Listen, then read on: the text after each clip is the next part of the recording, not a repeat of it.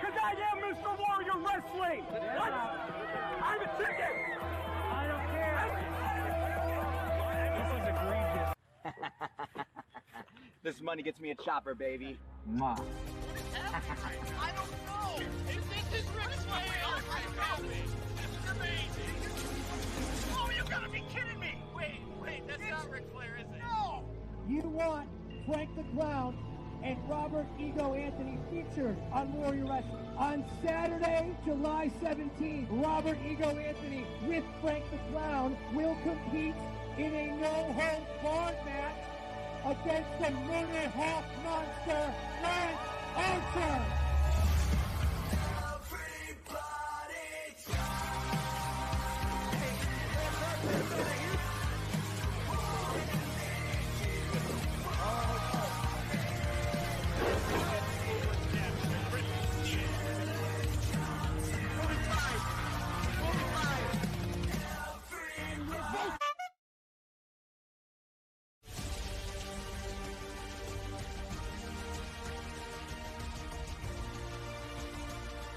It was a different world a year ago. Today, we are all different people. We have been challenged, yet we still stand. We did not lose our spirit. We carried our families, friends, and neighbors. And we trusted them to carry us. So tonight is a celebration. A celebration that we are all together. All together, brothers. All together, sisters. All together, warriors.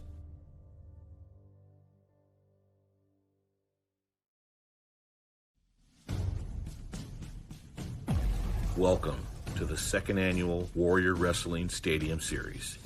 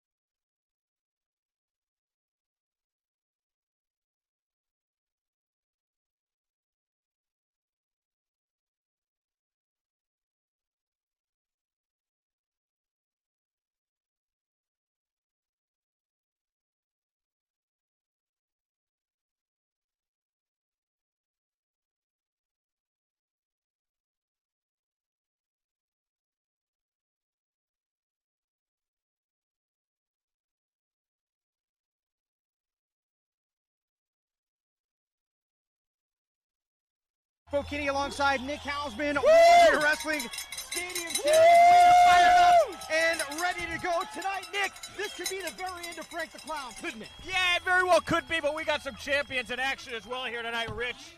2 of 3 champions at Warrior Wrestling in action tonight. Kylie Rae is here.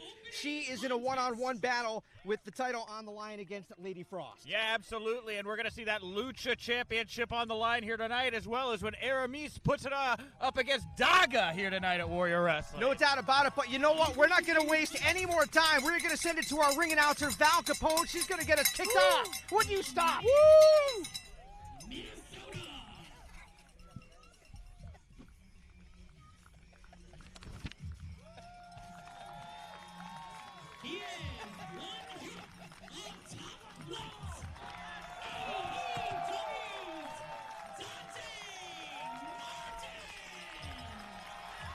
Ready for action here tonight in Chicago Heights. Dante Martin ready to go. And man, you talk about a high flyer. He certainly is exciting. Oh, absolutely. As a singles competitor, as a tag wrestler, Dante Martin is here regardless of the situation to put it all on the line.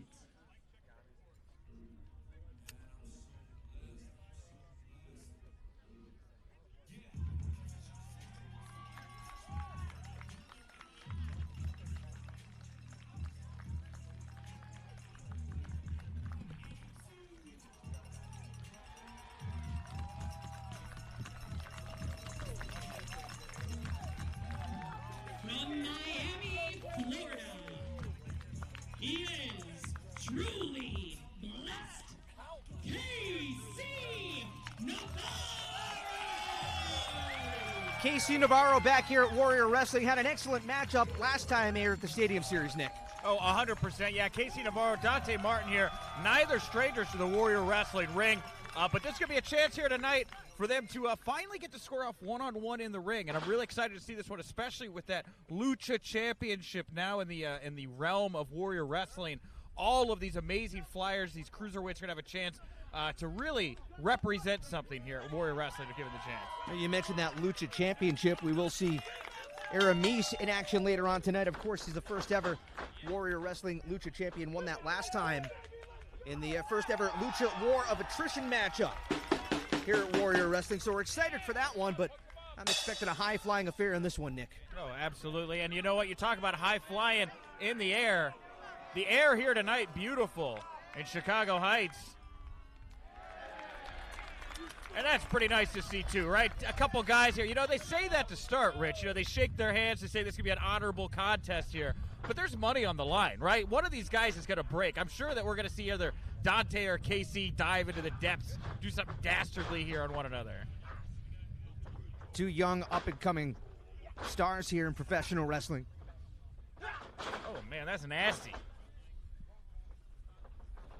Bit of a more of a technical matchup to start things off here. But, you know, you talk about the weather. Last time we were here, it was, 90-something degrees, super, super humid. But tonight, fantastic night. Great night for baseball, even better night for wrestling. You know, but we're not calling baseball here tonight. Oh, well, thanks, Nick. It's pro wrestling that we're calling, right. Rich. Well, and Casey Navarro here. Oh, looked like he almost had control here. Dante Martin able to throw him off. Yeah, last time at the last Warrior Wrestling show. Oh. We saw Casey Navarro go heads up against Cole Radrick. That's probably the match that surprised everybody the most that night, huh? It really was. I thought they stole the show, to be quite frank. And it was wow, nice. Some nice deep arm drags there. And the knee right in the side of the head. And of course, you see the armband, the BLM armband on Dante Martin. To get in mind here. Wow. Oh, right there. That'll hurt your tailbone. Smashing right onto the very stiff turf out here. Heads up here. Dante Martin. And look at that. Casey Navarro smart enough to get out of the way, Rich. You know, you see a guy running at you like he's going to fly. That's what you do. You should get out of the way. Oh, right there. That's going to hurt. Right in the hamstring. Leave a bruise right there behind your knee. That'll slow you right down, and a stiff right hand to the, Dante, to the forehead. He needs to lay off. He's in pain here right now. He needs to give Casey a little bit of space. You know, he's covered all these little rocks and dirt. Oh, no. Well, hold on. Nicely done. There you go. Little subterfuge pays off. I like that little wink and nod throwing Dante off there in the corner. Little mental mind games there from Casey Navarro. You see how he held up and waited to make sure that his opponent was in the right position. Beautiful. And a big double stomp. Nice right into that. There. Kick out at 2. Shows a lot of poise on the part of Casey Navarro. He was just about to flip the switch and go full speed ahead into the corner, but saw that Martin had kind of turned a little bit, so he didn't have the angle of attack that he wanted. Nice, calm approach to wait, make sure that he had that angle. And after the kick, a cover here and a kick out at 1, but a lot of guys would just charge ahead and get themselves caught up in a predicament that they might not want to be in. Well, I like it, right? It did work out. You know how he dealt with his issues? He kicked that guy as hard as he could in the back. You know what? That's what I do when I get. And again, right? Take your anger out on him, Casey. Drive him into those turnbuckles right now. Snap mirror out of the corner. Oh, and a kick right into the kidneys. That's all aggression right there. I know his trunks say blessed on him, right? But I don't know that there's much blessed there. It's a very, very dark spirit Casey Navarro has sometimes. Crowd here getting behind Dante Martin. And look at that. Nice little move. Dropped it right across that second rope. Oh! Hell yeah! Slingshot from the inside to the outside. Big kick and out quickly into the cover. Legs are hooked and Martin out at 2. I'm surprised by that. I would have kept going on him. I'd have kept hitting him, finding ways to keep him down. You know, he'd been down already for a little bit, KC. Yeah, these fans here, they're going to cheer for Dante Martin. Everybody loves Dante Martin. You see him on AEW. All these people, they want to see Dante Martin win here tonight. And Casey Navarro knows that he's the one who stole the show at the last Warrior Wrestling. Battling for position there. Nice. Beautiful suplex. And Navarro lining up his trajectory. Here he comes, and nobody home. Big risk. Doors open here for Martin. Big back elbow. Oh, right across the chops. Those elbows are pointy, Rich. You don't say. They'll catch you right.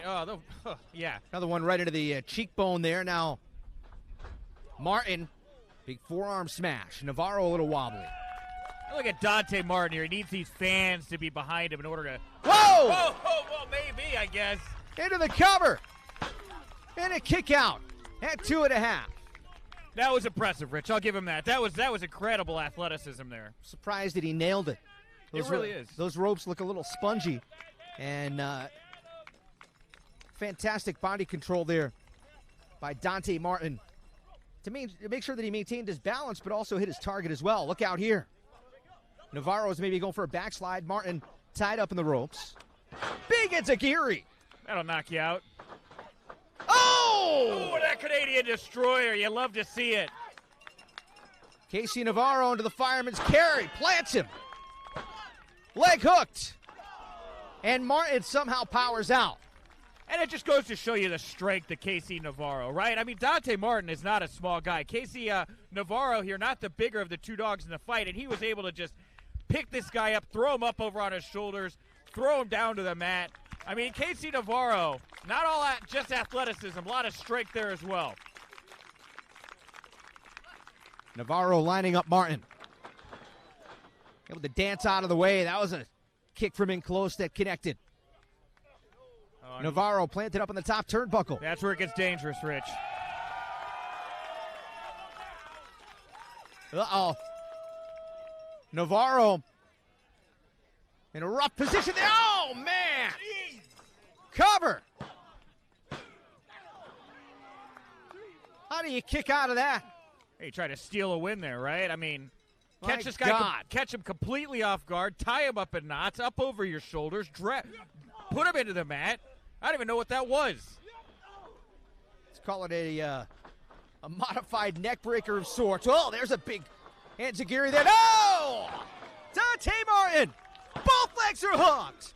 Got him. Wow.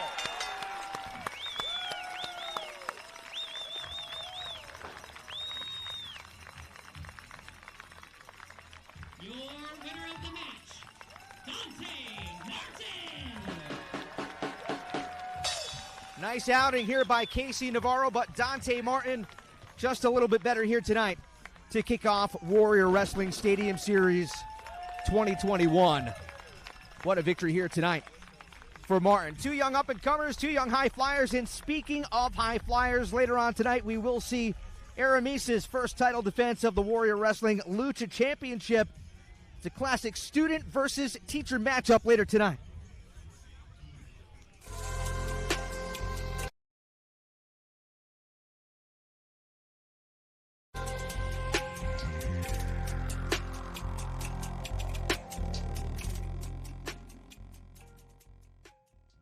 Si me lo preguntan, un mosquetero y un guerrero son muy similares. De hecho, demostré que un mosquetero puede ser lo que significa ser un guerrero, ganando el campeonato de lucha de Warrior Wrestling, campeonato que honra a la lucha libre y por lo cual me siento muy contento y agradecido de que la empresa lo hiciera. También me siento contento de ser el primer luchador en tenerlo y apenas supe quién sería mi primer retador, quedé muy emocionado porque es Daga. Y para aquellos que no saben nuestra historia, pues bueno, nosotros empezamos en el mismo lugar y fuimos entrenados por el mismo profesor. Y de hecho, con el tiempo Daga se convirtió también en mi profesor. Puedo recordar muy bien esos entrenamientos. Así que en esta ocasión lo voy a enfrentar por primera vez, cara a cara. Y será por este campeonato. Así que la mejor forma de demostrarle mi respeto a Daga va a ser dándole una lucha que nunca olvide. Porque voy a dejar todo arriba de ese ring. Voy a dar el alma en ese ring, porque este campeonato lo merece. Quiero demostrar el valor que tiene este campeonato para mí. Y voy a demostrar que el alumno puede superar al maestro. Así que en julio 17, Warrior Wrestling, no se lo pierdan. El mosquetero está listo.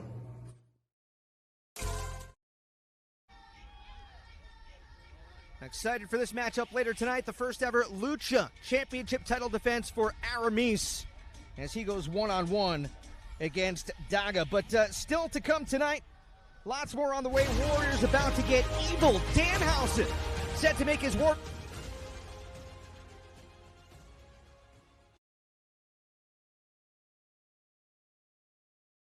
When you say his name, Daga style. Lee Moriarty. Lee Moriarty, Daga style is here. And what did you say? It's about to get very nice? Yeah, well, of course. What do you mean? Very nice, very evil, alluding to the man who's going to come out here. The little spirit. Well, first things first, Lee Moriarty continues to impress no matter where he goes. Lee Moriarty was in the main event of the last show, Rich. He took on Trey Miguel for the Warrior Wrestling Championship. Very nearly became Warrior Wrestling Champion at the last show, Rich.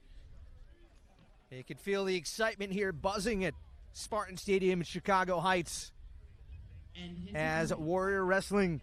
Do you think Danhausen's going to bring the teeth with him? Do I think Of course he's going to bring the teeth with him, Rich. I don't know.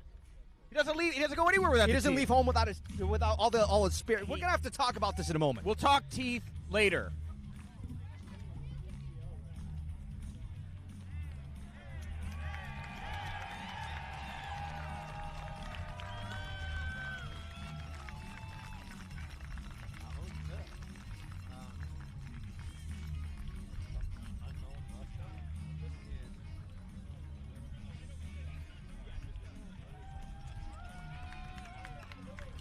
From someplace far away.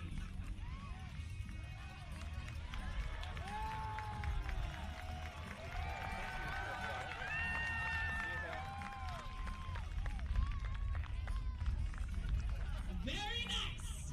Very evil. Love that Danhausen.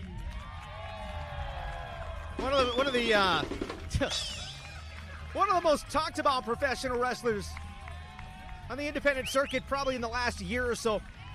Nick Hausman, explain to it, what is this phenomenon known as Danhausen? Well, Danhausen's something you'll never be, Rich, and that's popular, right? The man knows who he is. Danhausen has come into his own over the past years. Not just come into his own, he's come into this universe, right? He is from someplace very far away. We're not quite sure what that means, but we do know that when he's here, he's in paint. He has the ability to invoke music, and of course he carries around these teeth. Now the teeth, Rich, you want to talk teeth? I do. Now hold on, that's what he has in the jar, is what you're saying. That is a jar filled with human teeth. How do you know they're human teeth? I've talked to Danhausen about the teeth. Those are human teeth. Where'd he get them? He has a tooth guy. What do you mean a tooth guy? He's got a tooth guy.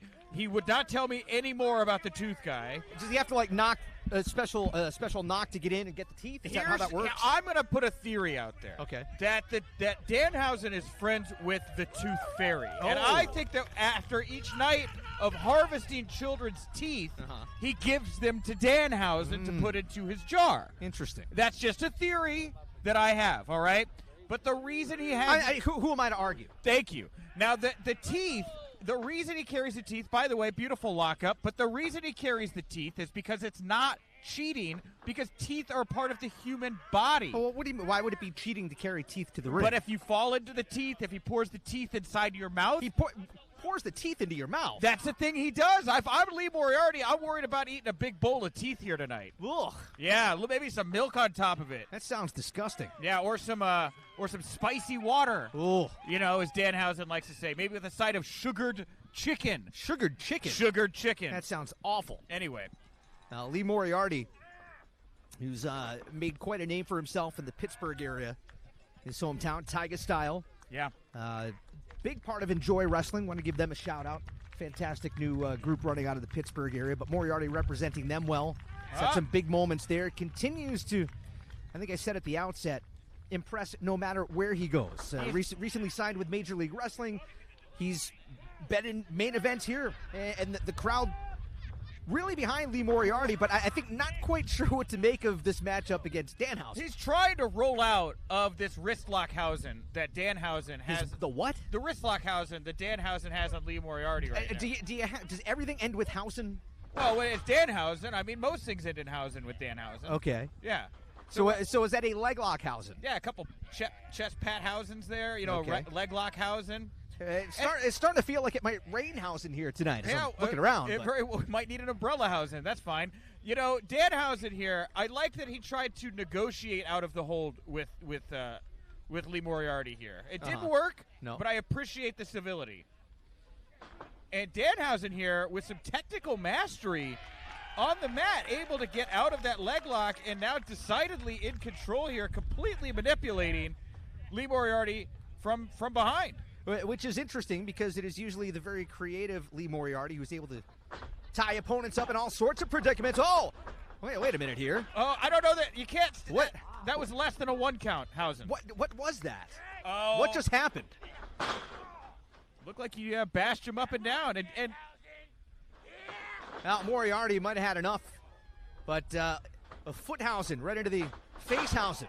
And into a Hurricane Rana Hausen. And look out. Moriarty to the outside, and Danhausen. Oh, wait a minute. Oh! No dancing here tonight. Now, traditionally here, Rich, what Danhausen would do is he would call for the song Tequila to play, and then he would start bludgeoning his opponent with his feet. But in this case, didn't have time to wait for Tequila. Now, you mentioned this earlier. He has the ability to summon music. That's odd. That's the oddest thing I've ever heard. Well, Danhausen is really like a supernatural being. Danhausen's capable of things that we are not. And speaking of being capable of things that we are not, Lee Moriarty there almost hit the sky. Able to sweep the leg there, and wait a minute. Wow. The cradle there gets a 2 count, and Moriarty now. Oh, what a drop kick right on the button. Never seen that before. And Lee Moriarty here realizing what he's going to have to do to go ahead. Did you just say you've never seen a drop kick before? I didn't say that. Oh. Did I say? No, I did not say that. Okay. I didn't say that. No. I said maybe that I hadn't. I don't. Actually, I have no idea what you're talking about. I genuinely have no idea what you you're just talking said we haven't seen that before right after the drop kick. Okay, well, I was talking about the pinning tip, actually, that we were talking about. The what? The teeth? Where he came right off of the ropes and into the pin. The pinning attempt. I got you there. Okay. That's what I was referring to. All right, just trying to keep up with you here, Nick. Sure. Okay, sure. Danhausen here. Getting plastered in the stomach. I don't know whether or not Danhausen has somehow taken control of your mind, and he may have you in some kind of daze or something. Very possible. He's some kind of toxoplasmosis type thing. It's whenever Danhausen's around, it's like there's a disturbance in the Van Allen belt. Oh wait, look at Danhausen here. See, that's what I'm talking about. Danhausen here using his hand, trying to cast a spell of sorts, perhaps on Lee Moriarty. Where are the teeth, by the way? Are they the opposite corner? They're in a jar there. No, hold on, cover. Moriarty trying to put it away. Oh, there's a... Nearly got him. And maybe he doesn't need the teeth this time. Maybe Danhausen can face Moriarty here without the teeth. But the longer this match goes on here and the less control Danhausen has, the more I'm thinking, grab those teeth, Rich. Get to the teeth. Moriarty with Danhausen tied up, the legs. Oh, using that claw. Wrapped up there, and now Moriarty. Another pinning attempt there. Moriarty in control. Hey, you talk about a match, a styles clash in styles of the ring. This is probably the greatest example that you'll ever see of that. Very possible, and it's not just a styles class. It's an interpromotional battle here. You noted Lee's with MLW now. Right. Danhausen obviously signed with Ring of Honor. He's been tagging with PCO as of late.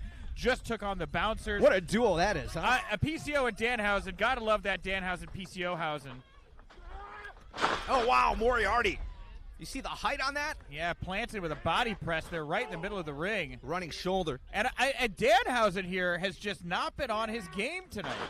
Crossbody off the ropes, cover, Moriarty to put it away. No, not yet, a 2 count. I think that Danhausen missed out on that Chanshausen when he could have summoned Tequilahausen and walloped Moriarty. How much of this with Danhausen is, the mind games, trying to get your opponent to think that you're nuts? I don't think that there's any mind games. I think Danhausen is WYSIWYG. It's what you see is what you get. Interesting. This is who Danhausen is. Wow, German suplex out of the corner. And he came from someplace very, very far away. He has the ability to do things that most of us are never going to be able to do, but at the same time, more than competent wrestler. That snap German suplex there out of the corner, I don't care if you're a Spectre. I don't care if you're an alien. That's an impressive maneuver any way you look at it. Danhausen might be back in control. And Danhausen here looking to go up and over Hausen. Another German suplex. Regular Brock Lesnar-Hausen over here. Moriarty, look at him. Trying to catch his breath. And he's calling for the teeth, Rich. Come on now. He's calling for him. Is this necessary? Teeth. So you're explaining if you use the teeth. Right. Hold on here. Oh, there go the teeth. Cover Moriarty. No. It's a 2 count. And I would pin him, too. You got to get this match over with. You don't be rolling around in teeth. Moriarty able to duck through. Oh! Wow. Danhausen got planted, but kicks out at 2.5. I thought that was it, Rich. Yeah, so did Moriarty, judging by his reaction. So the teeth, Rich, are a not illegal. So like thumbtacks, that's an illegal weapon, right? Sure, of course it is. But that's because they're not part of your body. Teeth, that's part of you. You could get thrown into teeth. That's not cheating. You're getting thrown into a anatomy. Oh, wait a minute. Speaking of teeth, headbutt there might have knocked one of Moriarty's. And looking for that backslide T3. here. Wait a minute here. Oh! Yeah, we'll bust out a couple of the front teeth. Still not enough to put away Danhausen. It takes a lot to put away Danhausen. Gotta love that Danhausen. Very nice, very evil. Has his own coffee line. Sells his own masks. And you can see he's wearing CM Punk-inspired gear here tonight. I don't know if you know, but Danhausen and Pepsi Man have become quite good friends. Beautiful suplex by Danhausen. Trying to put Moriarty away, and what a creative way to get out of that pin. Well, it's time to get creative. When you're up, and Danhausen go back to those teeth. Teeth. You knock it off. Teeth. I want to rip a couple of years out. Maybe to make Lee Moriarty roll out of those. Uh-oh. Oh, that's disgusting. Oh, gross. That is disgusting. Oh, I love it. Who knows where those teeth have been? Oh, and he kicked his teeth out. Uh-oh. Well, his own teeth. He kicked his teeth that he put in his... I know what you mean. Oh! Little homage. Cover. That's it. The go-to-sleep. Hausen. The go-to-sleep Hausen. Now, explain to us one more time. He knocked out his teeth, meaning his own teeth, that he put in Lee Moriarty's mouth, but he might have also knocked out one of Moriarty's teeth. Correct. Yes, he knocked out his teeth in the process of kicking out Moriarty's teeth. There's so many teeth in the ring, we don't know which are Danhausen's and Lee's at this point. Like I said, who knows where those teeth have been? You know what's fun? When the kids run in the ring and they go pick up the teeth and they take them home as presents. Well, hey, you know what? You can put them under the pillow, maybe make a couple extra bucks. Sure, yeah. Well, they're going to go. It's a whole cycle there, right? Because of the tooth fairy. Right, that's what I was thinking. Yes, that's because what I was then thinking. The tooth fairy calls Danhausen. Danhausen gets the teeth. I'm pretty sure the tooth man is the tooth fairy. Not completely positive, but this whole ring is filled with teeth right now, and I see these kids go in the ring, get the teeth. I guess they're going to see. I guess the kids aren't going to get the teeth right now. The teeth are getting broomed up, and Danhausen going on his merry way. Look at that, a whole pile of teeth. Lots more action to come on the way. We're going to see Calvin Tankman battling Jordan Oliver, but we're going to pause for this quick timeout.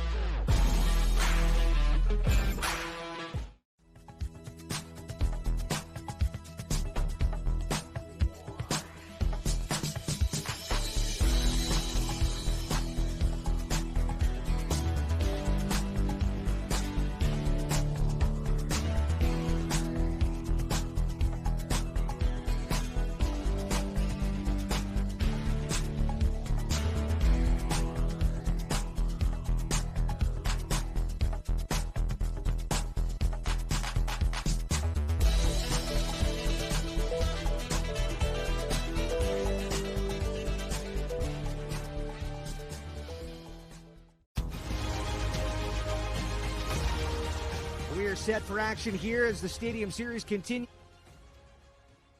Ever Jordan Oliver set to step into the ring against heavyweight hustle Calvin Tankman. I've been looking forward to this, Nick.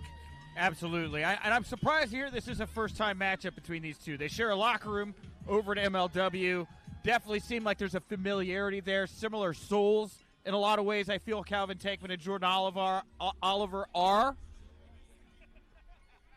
And here he comes, the big man, the Tank Man.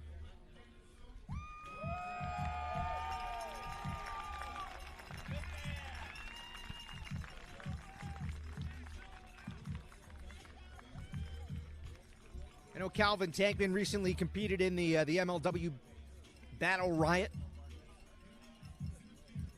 Correct. He's been looking to steamroll his way through Major League Wrestling, and has certainly made quite the name for himself there. The 355-pounder. Ready for action here tonight. Yeah, Tankman's impressive. Introducing from Indianapolis, Indiana, weighing in at 355 pounds, he is the heavyweight hustle,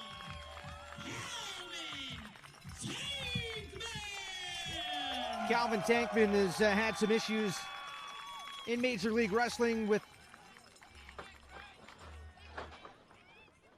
Now, hang on just a second here. And his opponent. He's had his issues with Contra Unit, among others, but tonight, somebody that he's been friends with in Major League Wrestling, a member of Injustice, and sort of a loose rivalry has emerged between Tankman, Myron Reed, and the young man who's making his entrance here. That's Jordan Oliver. And you can see Jordan Oliver also rocking that GCW jacket as he comes to the ring here tonight as well.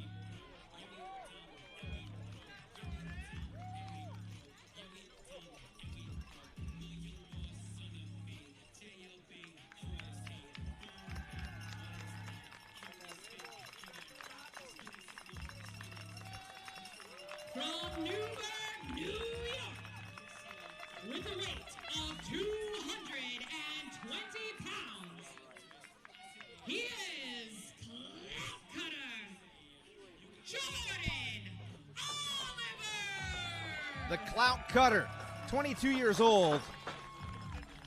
And this young pup has certainly come along the last couple years in Major League Wrestling. I remember seeing his first handful of matches, Nick, and you look at how tall he is. He's still growing, but he was so lanky. He's put on a tremendous amount of muscle in the past 2 years or so, and now that he's starting to fill out, he's starting to bulk up a little bit. We're starting to really get a look at what Jordan Oliver's about. Well, you got to remember, this kid's only 22 years old, Rich. Right. 22, 220, 2 years and bulking up. A lot of twos there. Well, yes. Terrific, Anyway, Jordan Oliver here, not his first time in a Warrior Wrestling ring. You talk about Injustice, him, Myron Reed, Chris Bay. They went heads up against the Rascals. Remember those guys? Oh, yeah. Remember the Rascals? Sure do. Yeah, last summer, Jordan Oliver got to share a ring with them. It was one of the greatest matches Warrior Wrestling's ever presented. A high-flying six-man contest. And look at Jordan Oliver here. Not the biggest dog in the fight, but look at the fight in that dog, Rich. I got to talk to Jordan earlier today. I talked to Tankman as well, and both of these two, we mentioned the loose alliance, the friendship, the respect in Major League Wrestling. Ooh.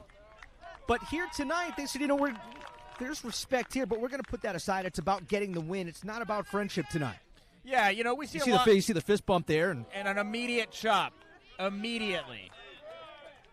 Yeah, good friends, better enemies. Oh, my God. Right to the mat goes Jordan Oliver. The lumberjack said to the tree. And Calvin Tankman, just like he got bit by a mosquito. Looked like chopping a side of beef. Oh, God! Oliver able to stay on his feet at least this time. Woo!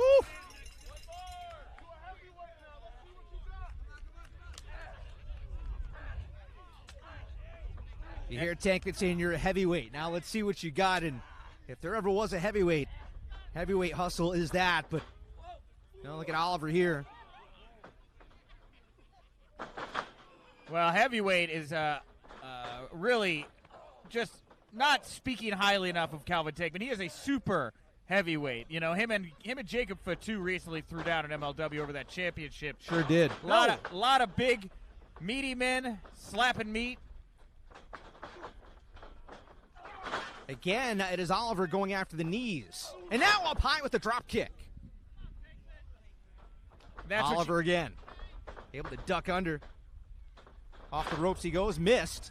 And Tankman, Oh, wow, that would have been nasty. Right across the back of the head, a big fist like that. Be like a telephone pole swinging at you. Yeah, that's like when they send somebody after you that's done you wrong. That's how they do it, Rich. They come up behind you and they smack you in the back of the head. Sounds like that's happened to you a few times. Oh, I turn around just in time most of the time. Do I owe people money? Sometimes. Now, hold on. What is Oliver collecting teeth? Oh, yeah. Are there still teeth? That's smart. That is smart because those teeth are a fair game. Take a tooth, poke it in his eye. Take a tooth, shove it down his throat. Take a tooth. I bet I could put a tooth in your ear and pop your eardrum with that tooth. Referee to the 8 count. Maybe Oliver doesn't want none. Well, slowly back in, and Calvin Tankman showing some respect there. Of course, we're talking about the teeth that Danhausen used in the previous matchup that are still littered at ringside. Love and that Danhausen. I'm sorry, what? Love that Danhausen, Rich. I said love that Danhausen. Now here's Oliver. Oh, and now Tankman got drop kick through the ropes. Almost had his hand tied up in those bottom 2 ropes. Oliver dives through and, look out. Not enough to take the big man off his feet, though, Rich. Almost tumbled into a fan. Oliver again now. Here he comes. Full speed ahead. Dives through and connects in. Wow. Tankman's still on his feet. Jordan Oliver, 220, flying at you, 50 miles an hour. There's no doubt what he's doing here. Tankman lying in wait. Oliver again, and maybe not the best idea. Tankman was ready for him, that's for sure. Everybody saw that coming. Oh! There, call a chiropractor. Oh, God, fall away slam right on the turf. Shades of Scott Hall. And Tankman here just having his way with Jordan Oliver. Really just embarrassing him, Rich. Like, if I'm Jordan Oliver again, like, you've been in the main event here. You've wrestled the Rascals. I mean, 22. Oh, wait, what? This woman getting a, I don't think that's a. Oh, no. Oh, man, an unwanted lap dancer. That's the most violent lap dance I've ever seen. And I've seen some lap dances, Rich. We don't need to hear about that. It's a family broadcast. That's the most violent of them that I've seen. Uh-oh, hold on now. He's going to put it in the kid's lap? Or is it a little kid's seat? This child is terrified. Yeah, I'd be terrified, too. Yeah, who's the bad guy now? Tankman here, terrifying children. Now what happens if one of those chops knocks the person in the seat over? They tumble over and their shoes fall off. Then what? I think that's a lawsuit is what I think happens there. I think we get sued. Well, the referee is trying to get them back in the ring. The referee needs to be his job here, counting, doing the count. I don't see any counting going on here. Jordan Oliver and Calvin Tankman, first time ever. Matchup here at Warrior Wrestling in Chicago Heights, and the referee does not seem too concerned about. Oh, look at that. Jordan Oliver found the only empty seat in the house. Yeah, it is a capacity. Oh, no. Uh-oh. Oh, no. I don't like where this is going, Rich. Well, the referee seemingly allowing this. Calvin Tankman, a former college football player. Oh, no. Here he comes. Take it off at full speed. Oh! Flattened him like a pancake. Grabbed the syrup and a pat of butter. He really got a head of steam going, didn't he? Yeah, train off the tracks, my friend. Calvin Tankman may have flattened Jordan Oliver. And this referee needs to get control of this match. This is ridiculous. These men need to be in the ring. Finally a count. You can hear the crowd chanting, heavyweight, heavyweight. They love Calvin Tankman. I was going, Oliver, Oliver, Oliver twist. Oliver now with the forearms to the upper back and a couple of kicks laid in. Oliver again off the ropes, caught by Tankman. Oh, God, big backbreaker. Oh, what a clothesline. Ah, wow. Oliver turned inside out. That's got to be enough. Wow. Only a 1 count. You know why? Because Jordan Oliver is tough. He's a street tough. Newburgh, New York, one of the most dangerous cities in America. Yeah, I say street tough, and it sounds old-timey, but it's true. This is a kid who knows how to live on the streets, knows how to fend for himself. He's been at bad spots. Tankman the same. I don't want to take away from Tankman's background as well. But that's the thing. Both of these guys are willing to dig down deep. They want that payday, and they want to move up the card. What an uppercut. Calvin Tankman, of course, a proud father. Did you hear him? How's that backfield, Jordan? It feels terrible, Rich. I heard him. I think we all look at that man. Look at the face on Oliver. Is that a guy whose back feels great? I think not. No, that is a guy who's in some pain right now. And he's desperate. Again going after the knees. Got the inside of the knee right there, and big bear claw. Doesn't Oliver look like the kind of guy that keeps like some brass knucks or a knife in his boot? Oh, sure he does. Might be time to grab one or the other. You ever spend any time in Newburgh? I have unfortunately never had the privilege, Richard. No, you wouldn't want to. Well, maybe now I'll go. Maybe you should. Maybe I'll go, Rich. I'm going to have the best time of my life. I'll go with my friend Jordan Oliver. He'll show me around. Oliver's got a lot of fight in him, that's for sure. And wait a minute. Blocked at that time. Kicking the hamstrings and now to the inside of the knee. That's how you do it. A little hesitation there is what sent him back into the corner.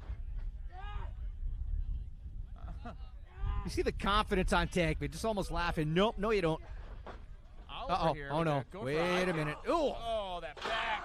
Going after the back. How much damage has Tankman done to the back this entire matchup? Oh no.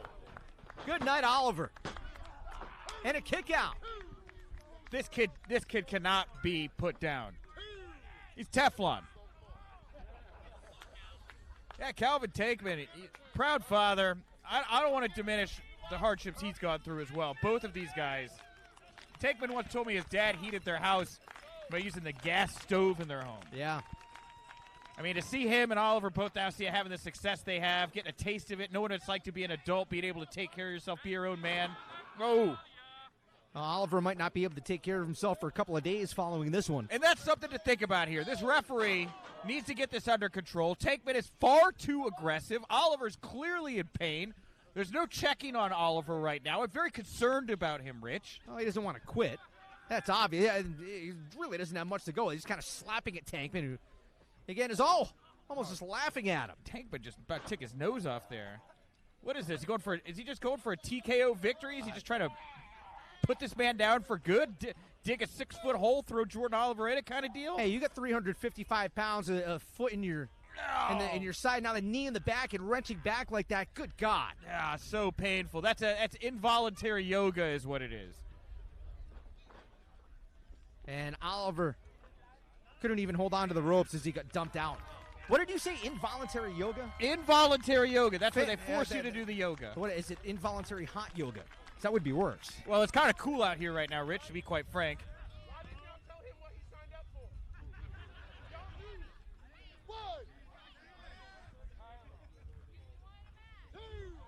Tankman saying he can't believe that Oliver signed up for this. As the clout cutter now crawling on the outside, the referee continuing the count. Warrior Wrestling here in Chicago Heights, Illinois. Rich Bocchini alongside Nick Hausman. Still lots to get to here tonight, but right now Oliver's trying to get back to his feet. The referee at the 7 count. And Oliver might be thinking about he might be thinking of calling this one in. I would. Oh, look at him. No. His pride won't let him. Now, is that smart? Is this pride cometh before a fall? Hey, look, is it smart to try to win a match? I don't know. That's what you showed up to do, right? Like, that's the only thing he's here to do, Rich. And, of course, it's smart to get back in the ring. Now, whether or not he's going to be able to pull out this victory, that's yet to be seen. I mean, Calvin Tankman has been all over him like white on rice. You can hear Tankman saying, I don't want to hurt you. I don't want to hurt you. And Oliver's saying, come on, bring it. I think Oliver's doing the only thing he can to try to win this, which is to make Tankman feel too comfortable. Maybe get a little over-ambitious, make a mistake on his own that Oliver could capitalize right now.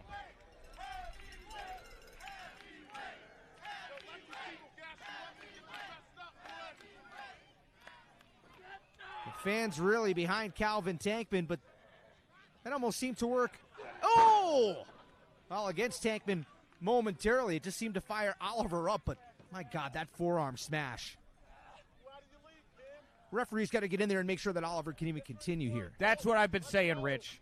It's starting to really, I mean, this is, I don't want to say that this is a hit, right? But this has been a one-sided ass-kicking is what it's been.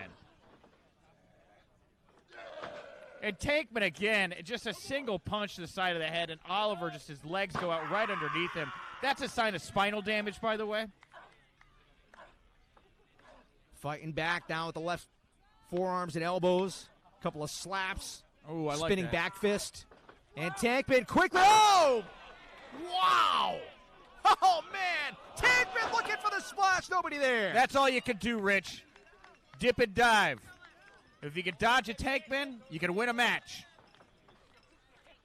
Invite you to use the hashtag Stadium Series if you're following along on social media tonight. And Jordan Oliver here finally getting a chance, an opportunity, going to try to get his fingers in this crevice, climb up the mountain that is Tankman. Able to duck under a couple shots there. And now finally Tankman, oh, felled by Oliver and a big kick. Sends heavyweight hustle into the corner. Move, move, move. Time to go. Tankman finally a little out here right now, Oliver. Up and over to the outside, and cutter. Ooh, attempted cutter. Looked like Tankman was able to block it. Yeah, was able to hold on to the top rope. Uh-oh. Ooh. Trying to fight his way out of this is Jordan Oliver. Tankman missed that clothesline. Oh, no! What was Oliver thinking? He walked right into that. Huge back fist, and now Calvin Tankman. Here it is, the Tankman driver. Thanks for coming, Jordan. Wow! Dominating win for Calvin Tankman. Wow.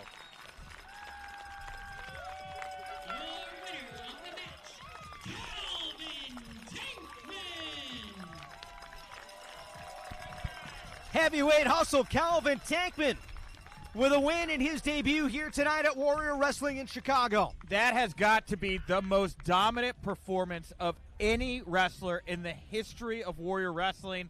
I have never seen a more one-sided bout.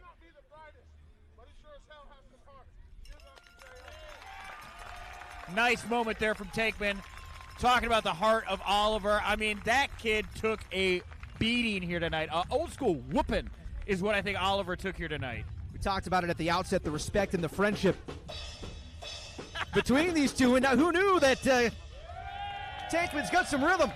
Hey, after a performance like that, I think that the pace might pick up here around Warrior Wrestling. Wouldn't be shocked to see Tankman in the main event. Hey, you're talking about the pace picking up. Technical masterpiece could be on the way next. Jonathan Gresham set to battle Davey Richards. More action on the way here tonight. From Chicago, Warrior Wrestling Stadium Series continues after this timeout.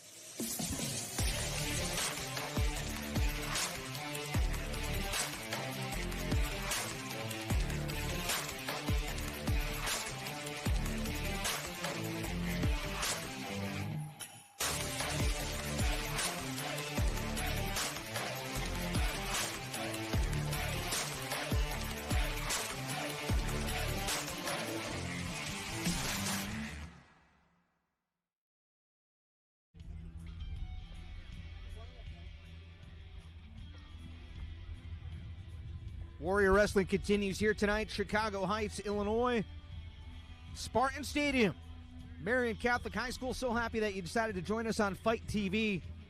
If you're following us along on social media, use the hashtag Stadium Series. We are set for what could be the technical highlight of the year.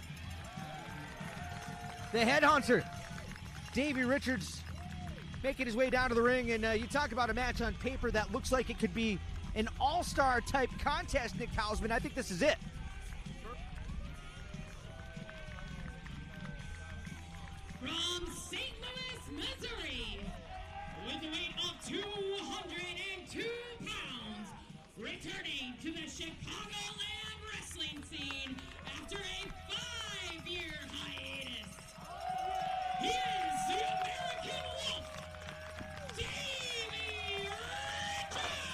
What a response for Davey Richards, and Nick Hausman was just, I think he was choking on some popcorn, Nick. But you talk about on paper, this matchup here, this thing's an all-star battle. All-star, first time ever. And introducing his opponent. Hausman's not the best color man in wrestling for nothing, folks. Come on, Rich. I'm just calling it like I see it. It's a first time ever. First time match.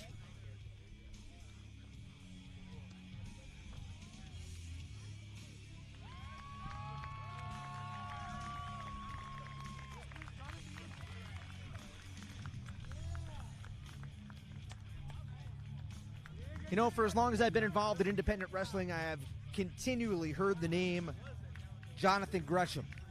And it seems like he's finally reaching that full potential that we've heard about for so long. I think that's an understatement, Rich. To say that he's found his full potential. From Atlanta, Georgia, weighing in at 180 pounds, representing the Foundation, Jonathan Gresham!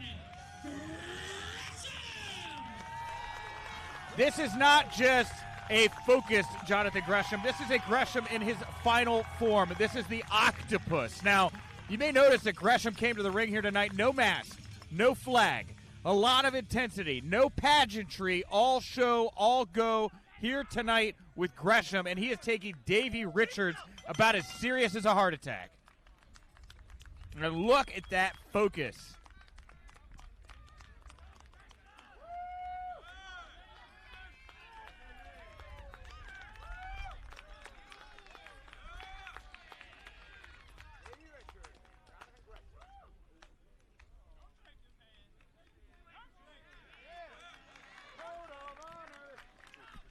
You talk about intensity. Wow. Code of honor being honored here tonight between Davey Richards and Jonathan Gresham. Yeah, but never mind that. The extended handshake, neither competitor wanting to give an inch there, but the look of determination on the face of both men. That was something else. You know that these two are serious here tonight. It felt very much like a press conference for an MMA contest, you know, where you see those guys, they go head-to-head, and they want to send a message to each other. But instead of waiting at a press conference to get to the fight, brief back and forth there, and now we're thoroughly into the action. You can see both of these men just trying to get a piece of each other here, a wrist, an ankle, a calf, anything right now that they can start to manipulate and break down. Nick Hausman, in your role at Wrestling Inc., managing editor. Correct. You know, you're up on everything wrestling. Correct. From all over the place, from Impact to WWE to Ring of Honor. Has anybody benefited, if you want to call it the pandemic era of professional wrestling, has anybody benefited more than Jonathan Gresham, and to an extent, Ring of Honor?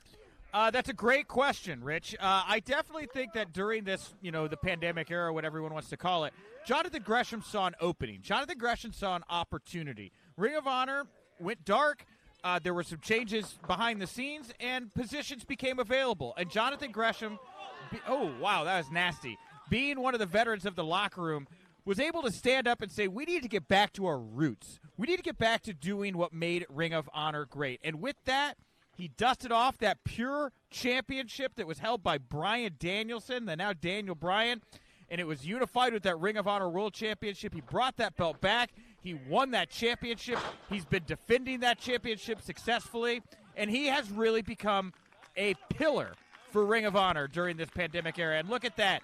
This is what makes him such a great pure champion, the ability to just take every part of the body and inflict pain. He doesn't need teeth. He doesn't need chairs. He doesn't need anything.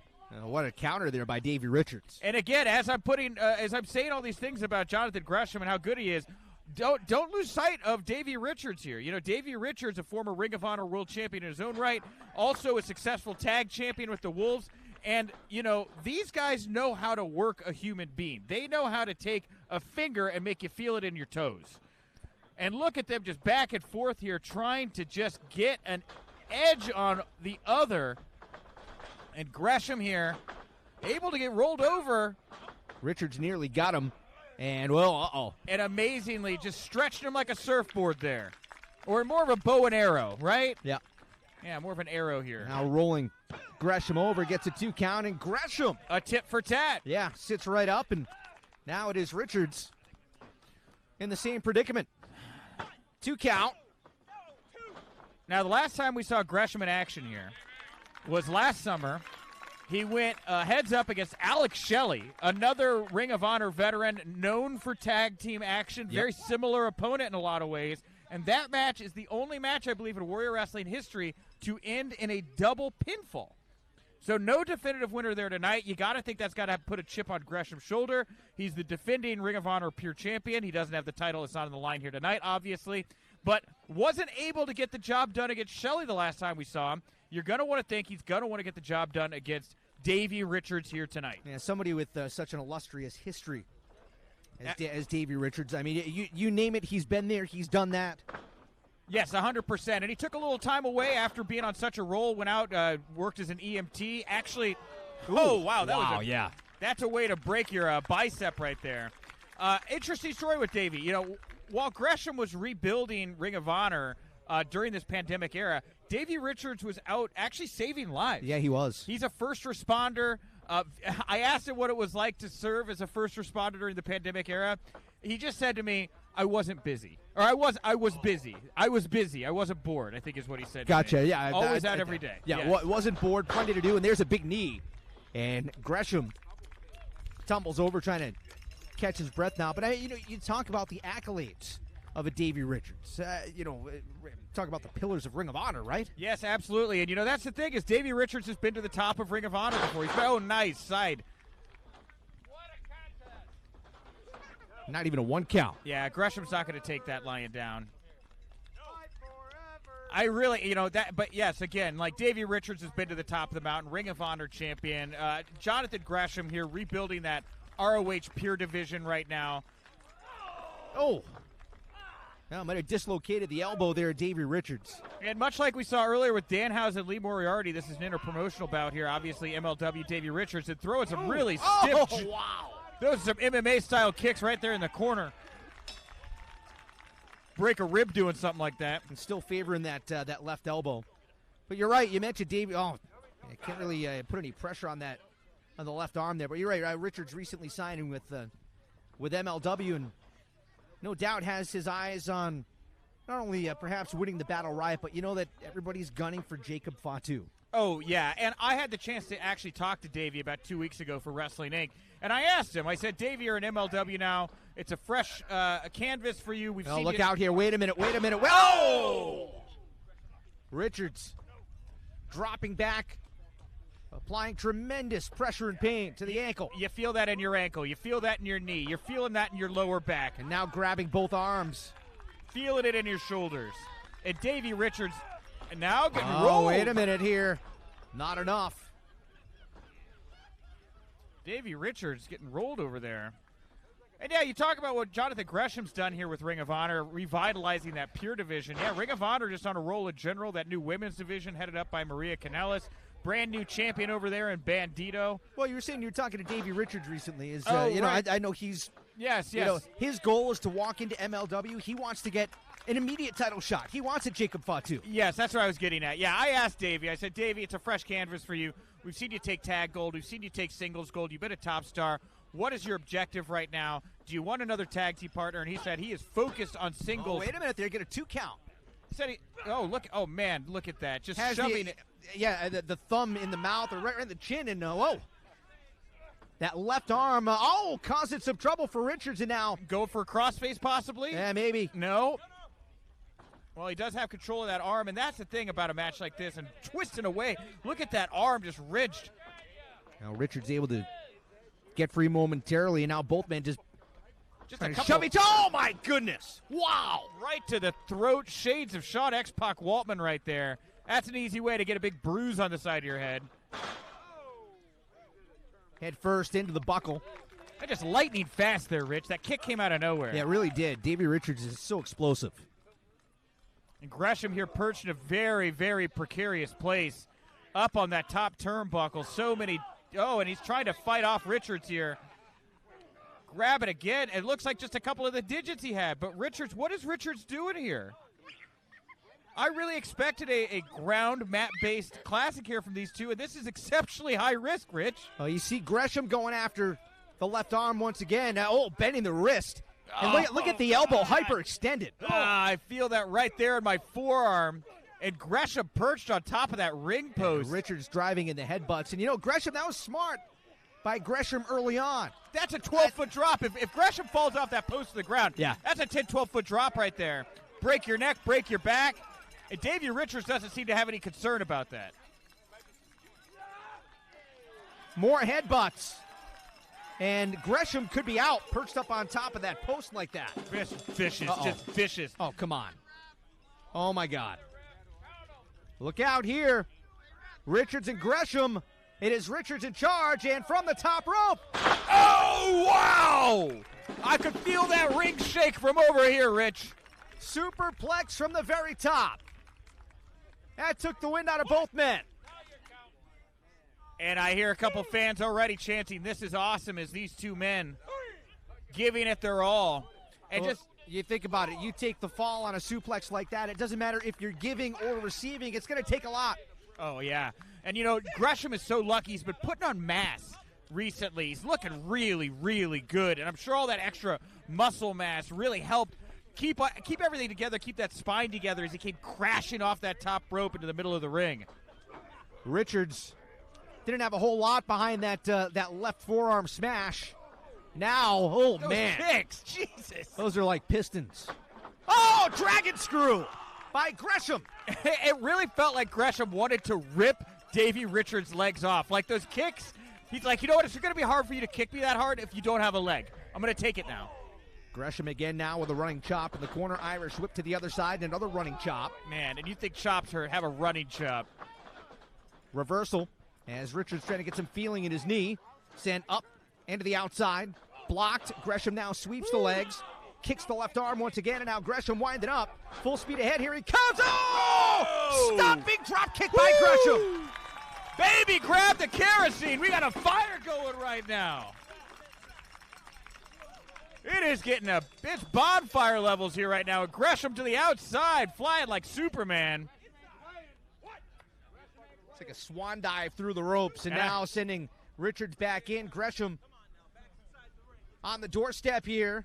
Springs off the ropes, and whoa! Power bomb! Gets a 2 count. I don't even know what that was. That? Wow. No idea. That's taking what you got. There was a big kick of the leg, and now into the octopus stretch. His namesake, the octopus, applies the octopus stretch. All 8 of those tentacles wrapped around Davey Richards, stretching at that abdomen, tearing at those biceps. And what a counter by Davey Richards, able to grab hold of the left leg, and now just cranking in the ankle lock. Showing that Shamrock-like intensity. Oh, knee right into the jaw. And Gresham just got him good. Richards looks completely out. That body's ragdolled. Back into the octopus stretch. And whoa, wait a minute now. Richards setting up Gresham. He's got him. Oh, a jumping tombstone pile driver. No, it's only 2. This match is incredible, Rich. This is everything I was expecting and more. Both guys just putting it completely on the line. What technical mastery we've seen on the mat here tonight. We've seen him take high risks off the top rope, and then just right there, back-to-back, a powerbomb from Gresham, a jumping tombstone pile driver from Davey Richards. Where do they go from here, Rich? Both men are stirring up at the 8 count. And now head-to-head at the center of the ring. What do they got left? There's respect, there's anger, there's so much going on right now in the middle of that ring. I'm surprised that Richards is still able to fire those shots with the left arm, considering the damage that was done to the elbow earlier. Oh, 100%. Yeah, Richards has been not just elbow, the knee we saw earlier. Gresham's certainly been taking different parts of Richards' body here tonight, weakening them. But those big kicks again from Richards, those things do tons of damage. Oh, my! Look at that, like a baseball bat. Gresham nips up into the enziguri, but caught! And back into the ankle lock! Caught by Davey Richards, the ankle lock. Gresham able to break free. Gresham able to push him off, but he ain't. A running punt kick, and that only made Gresham angry. Don't kick the lion unless you want to get mauled. Missed with the kick, and oh, there's a leaping enziguri. And these kicks are as stiff as they get here tonight. Oh, Bridging German suplex. Not enough. That should have been it. Gresham again. One more time into the octopus stretch. Will this time be enough? And look at Davey Richards, his head hanging. Gresham getting that knee right under the chin. Yeah, that hooked it. Richards taps. It is all over.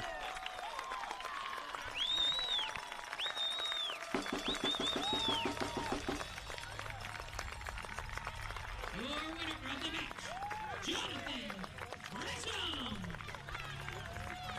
Well, Nick, we predicted it. Technical masterpiece here tonight, and it is Gresham. Third time was the charm with the octopus stretch. Able to put away Davey Richards here tonight at Stadium Series. That was everything. That was it. That was the whole kit caboodle. What do we got more? We got more action here tonight. We're only getting warmed up here tonight, but my God, what a matchup! An instant classic here tonight in Chicago. Davey Richards and Jonathan Gresham. Sharing the ring right now, Gresham mostly.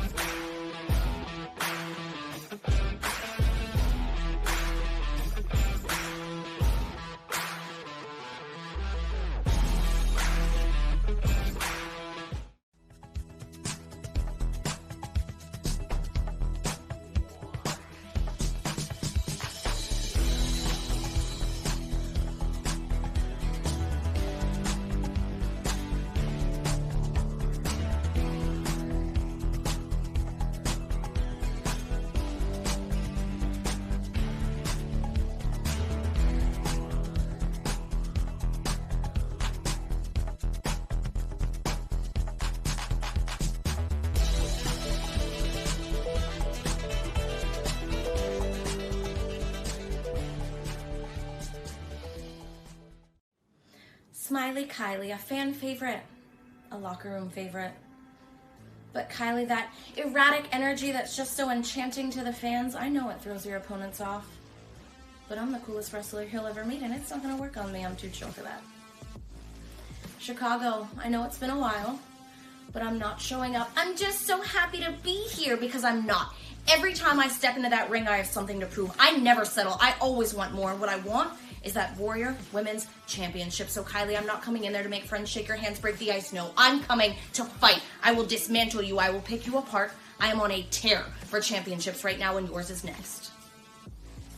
And trust me when I tell you, there will be no love lost. Because I am Lady Frost.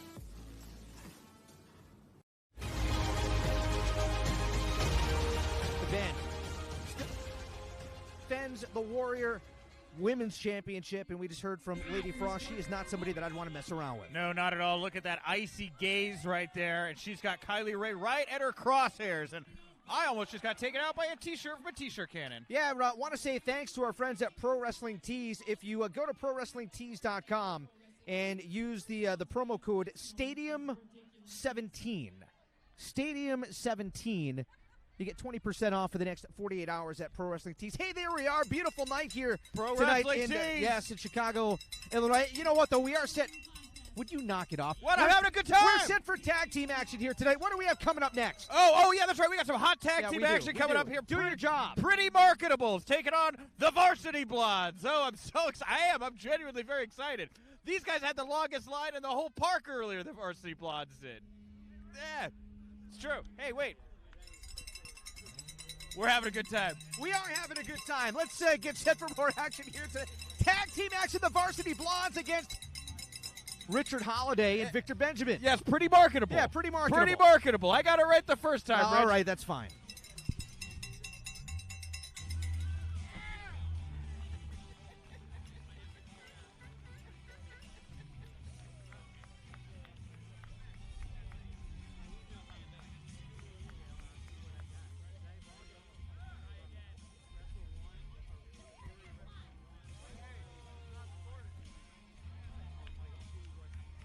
AirPods in. Introducing, at a weight of 237 pounds of freshly ground, ethically sourced, organic coffee. He is the most marketable MLW's Richard Holliday. The most marketable one, Richard Holliday, the AirPod God. And unfortunately, I have to put up with this guy at MLW quite a bit. I like Richard. You do? Oh, yeah, a really smart guy. Yeah, he's got very few redeeming qualities.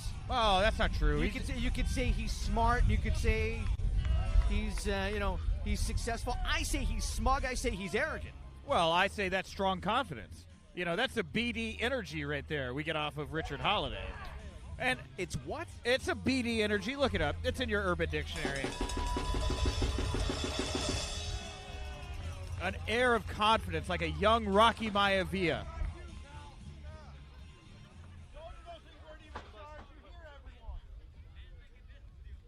And his tag team partner.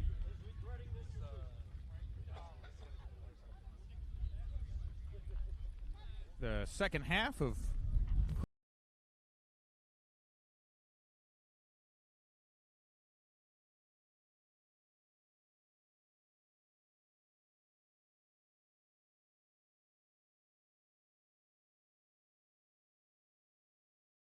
seconded by Lady Frost, who will be in the main event here, taking on Kylie Rae later tonight. Pretty Deadly is what they're known as collectively, but Pretty Marketable here tonight as Richard Holliday in the mix. And that is the actual Butterfinger Championship around Victor Benjamin's waist right there. Being accompanied to the ring by Lady Frost with a weight of 225 pounds of solid peanut butter. He is the Savage Gentleman, Victor Benjamin. Well, I suppose we shouldn't be surprised that these two are seemingly an item. No, not at all.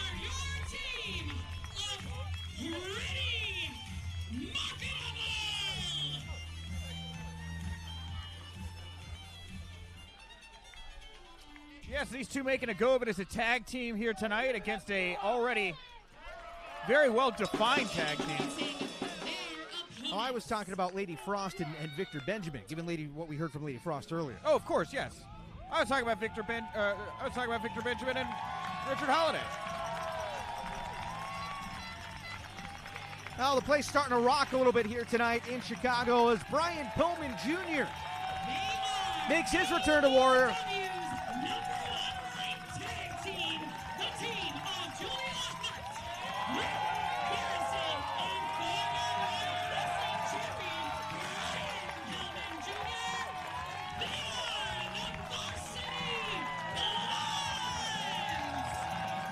Brian Pillman Jr. makes his triumphant return, and of course his tag team partner here tonight. And my first look at the Varsity Blondes as a team, Julia Hart. There's so much going on here that help me out. Oh, well, what's to be helped out about? You got Julia Hart here.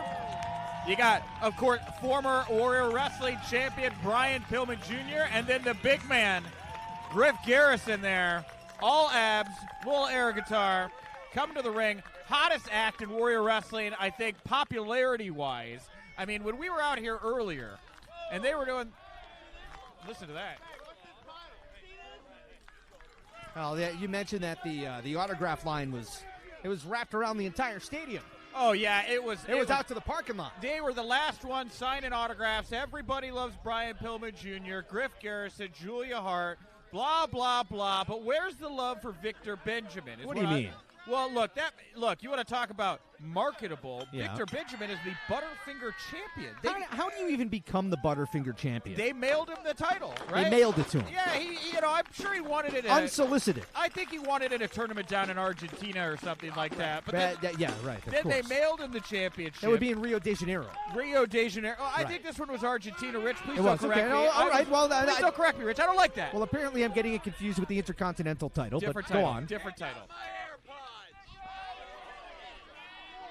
Holliday loves to make a big show and oh God, loves to make a big performance, a big show out of taking out his ear pods and AirPods. That's what I said. You said ear pods. AirPods. AirPods. And look, that referee better get Pillman Jr. under control. I hope Pillman takes them. These AirPods are expensive. That's a $1,200 item right there. Oh, come on. You know that he has the bootleg ones. You know that Holliday has the cheapo ones. He's just showing off. Holliday has high end. He's got AirPods by Dre. Someone's got to take them now. Right there. Yeah, give the AirPods to Lady Frost. Lady Frost will guard the AirPods. Yeah, we can get on with things here. Now, Brian Pillman Jr., former MLW talent, now full-time AEW. Former MLW. These two certainly saw each other in action at MLW. So not completely unfamiliar with one another. No, not at all. Richard Holliday, a member of the Dynasty. Of course, Brian Pillman Jr. Spent some time with Davey Boy Smith and the Hart Dynasty. So two guys that know each other pretty well from their time in Major League Wrestling. But you're right. You talk about Holliday, who's now making waves in singles competition at Major League Wrestling. And what Pillman, man, you talk about a kid whose career has really fired off the launch pad, especially after that dark side of the ring. And, there's already so much buzz about Pillman Jr. anyway, but I think that episode just pushed him to the next level. Yeah, I get it. Okay, you had a rough childhood, all right? Your dad was very famous. We all shed a tear for Brian Pillman Jr. watching Dark Side, right?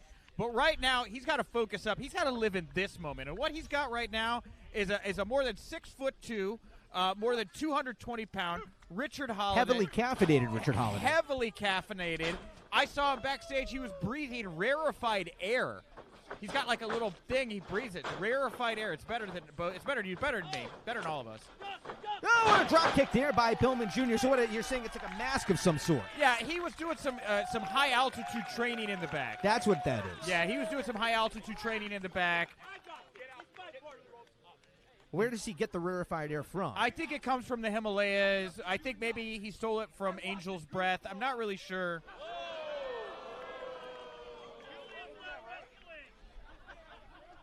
And did Richard Holliday say he wants the big man? Did he say he wants Griff? I believe he did, yeah. Pillman saying, what time is it? Do we know what time it is? I'm guessing this idiot is saying it's Griff time, right? But now, come on, you can't say that. I'm just saying. Look, they're grown men. They're walking around in varsity jackets. Oh, that's the name of the team. Oh, okay. I guess. All right. I guess that's cool. Well, Nick, what's your favorite baseball team? I don't watch baseball. What's your favorite football team? I don't watch football. What's Rich. your favorite hockey team? I watch dramas. I watch high-end comedy. My point is that's their uniform. Would you go with me here, please? I'm just saying, they look like dummies. And Richard Holliday, he looks like $1 million. He's marketable. Why don't you go there and go to the ring right now and say, you know what, Brian Pillman Jr., Griff Garrison, you guys look like dummies. Look, Rich, that's not my job. My job is to call it like I see it. And these two buffoons, they got a cheerleader walking around with them. I don't get it, my friend. I mean, they're both big, fit, physical specimens. Okay, oh, look, see. Oh, come on. Not in Holliday's league. Holliday is setting the pace here right now. Doesn't want to do left. We're going to do right. Now, did you expect anything less? We all knew that was coming. Obviously, Griff didn't know. Griff got caught off guard. Or maybe he didn't. Maybe he just wanted Holliday to think that he got one over on him. Oh, okay. We'll grab some thumbtacks and some red string and a corkboard. Your conspiracy really playing out here. Uh-oh.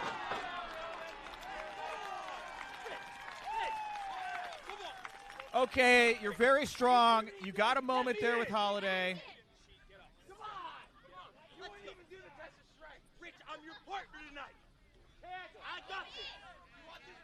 These two are not on the same page, Rich. Not on the same page at all. Victor Benjamin missed with a kick, got popped by Pillman, and like a pinball. Back and forth he goes.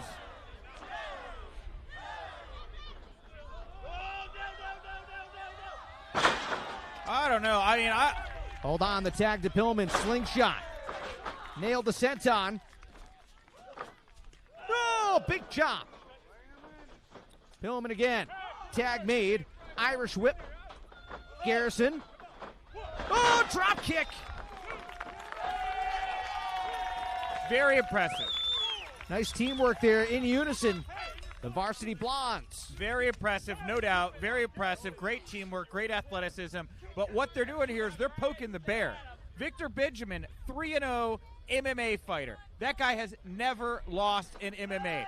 He spent the pandemic eating jars of peanut butter at a time, just putting on that thick muscle mass. Benjamin picking up some speed. Oh, big back body drop there by Pillman. And I think this isn't going well for Benjamin because there was some miscommunication there with Holliday. And I don't blame Holliday and I don't blame Benjamin.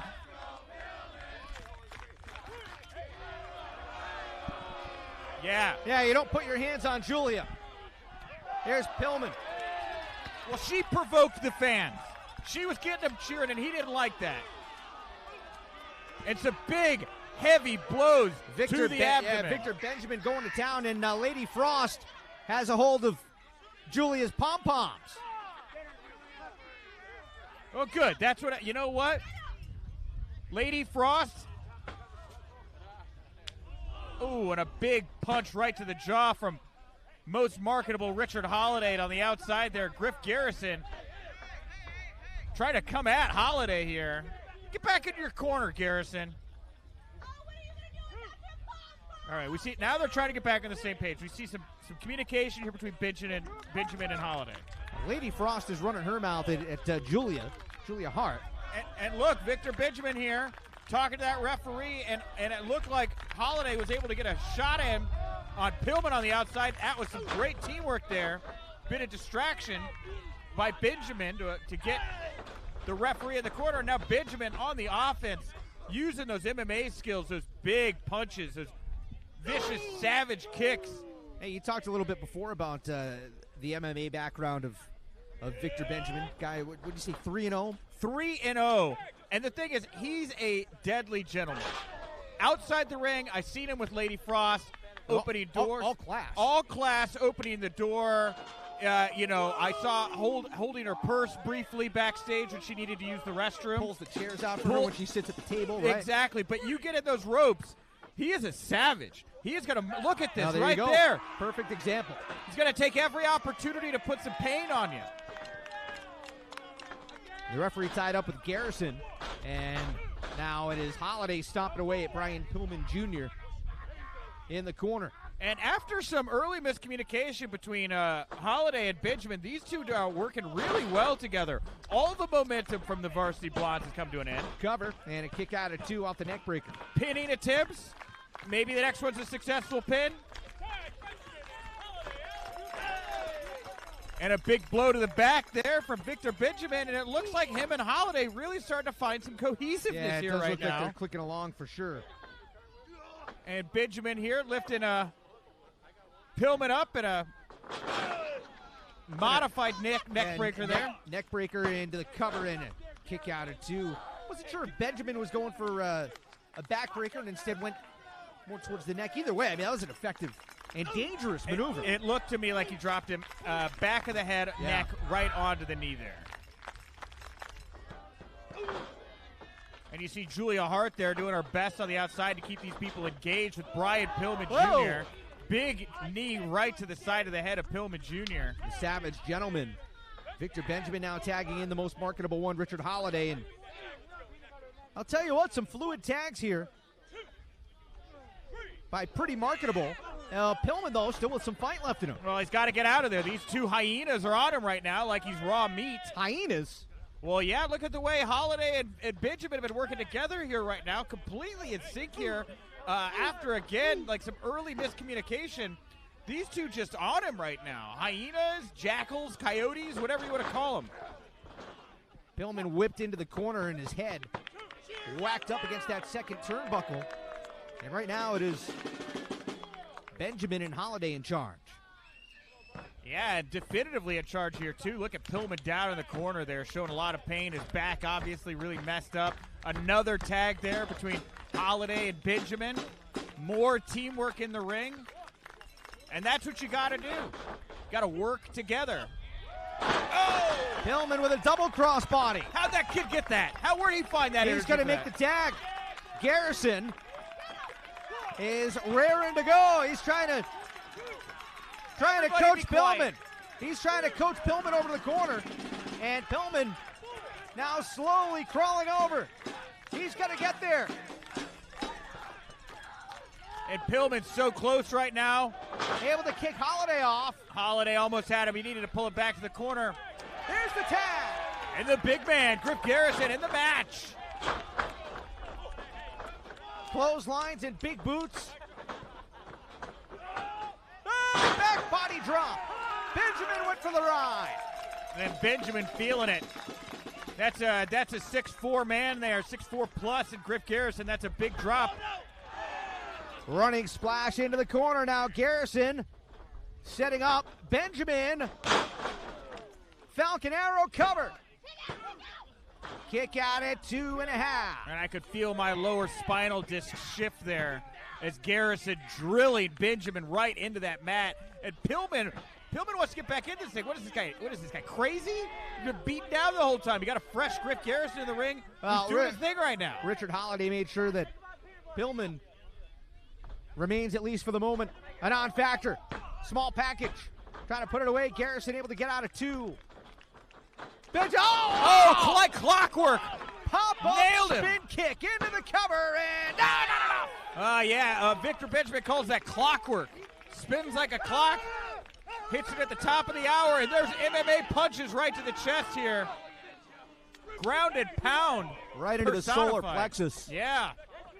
And now the team of Holliday and Benjamin, well, it looked like they were going to try a double team maneuver on Garrison. Little stutter step there from Garrison, and Holliday caught him hard. Woo-wee! Oh, what a kick! And what combo maneuvers, big spine buster. Holliday to put it away. Pillman is there at the last moment. Man, with that kind of chemistry, you'd think Benjamin and Holliday have been teaming for years. And Pillman now, the only man on his feet, trying to get control of this action, taking it back for the Varsity Blondes. Lady Frost looking over her man right there. And Pillman running around ringside, getting up into that corner. His partner, Griff Garrison, able to get over on Richard Holliday. Holliday missing a big clothesline. Big forearm from Griff Garrison takes him down. And Pillman off the top rope with a clothesline cover, and that's it.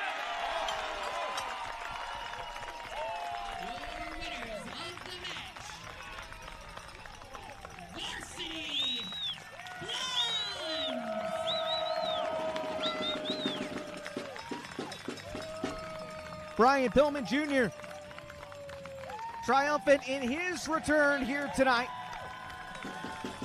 Celebrating the victory with Julia Hart in the middle, and of course his tag team partner Griff Garrison, the Varsity Blondes. Getting the victory here tonight in Chicago, Illinois. Maybe they'll fly home on Tony's jet.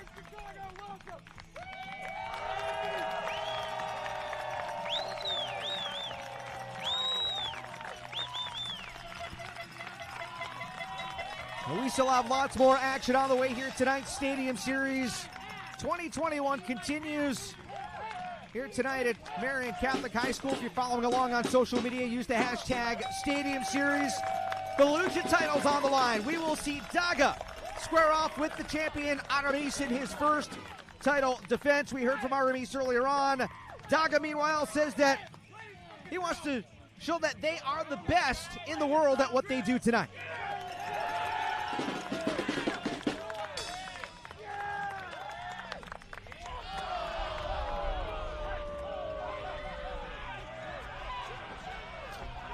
Now, wait just a second here. Wait now. This is Lady Frost. This match has been over and done with. Lady Frost. That's how a lady acts, Rich.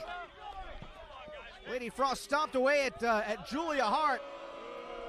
And, oh my God, that was uncalled for. That's how a real lady acts. A real lady defends her man, stands up for her man.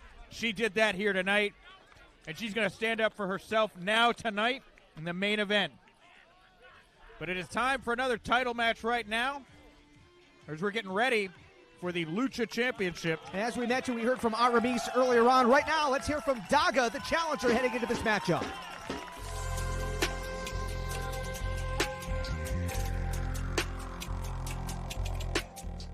I remember the first time that we met. I remember you walking with your dad, asking for an opportunity to train with us. And of course, I remember you climbing to the second rope, doing a moonsault, drop kick, moving that way. And I remember how like everyone was talking about you. Hey, what happened to this kid? Why he can move like that way? And you know what?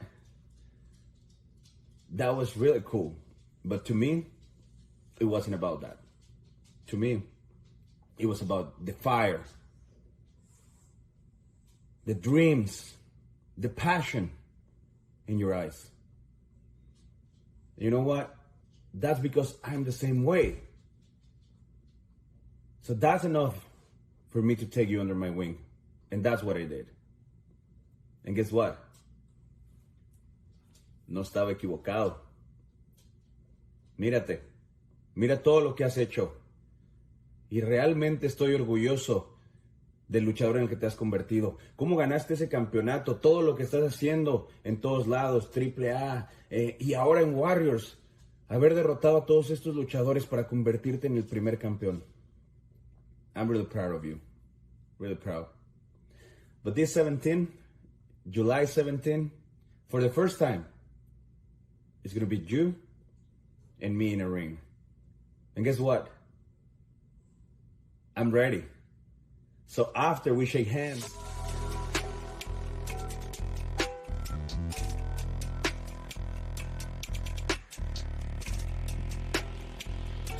And here we are looking at the tweets that have been exchanged here between Aramis and Daga. Warrior Wrestling, of course, explaining that Daga is the master, or the sensei of Aramis, helped to train him very early on. And Aramis here now is champion, putting out this challenge to Daga.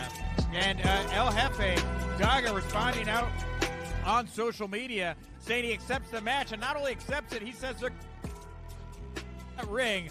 Aramis, of course, saying this is going to be a very special night, talking more about how Daga has always been a teacher to him, how he's always been the person he learned from, learned the best from. They both know they're going to war here tonight. It is the classic student versus teacher matchup here tonight for the Lucha Championship, a showdown, a lifetime in the making. And here we are back. I'm not going to lie, I love my job.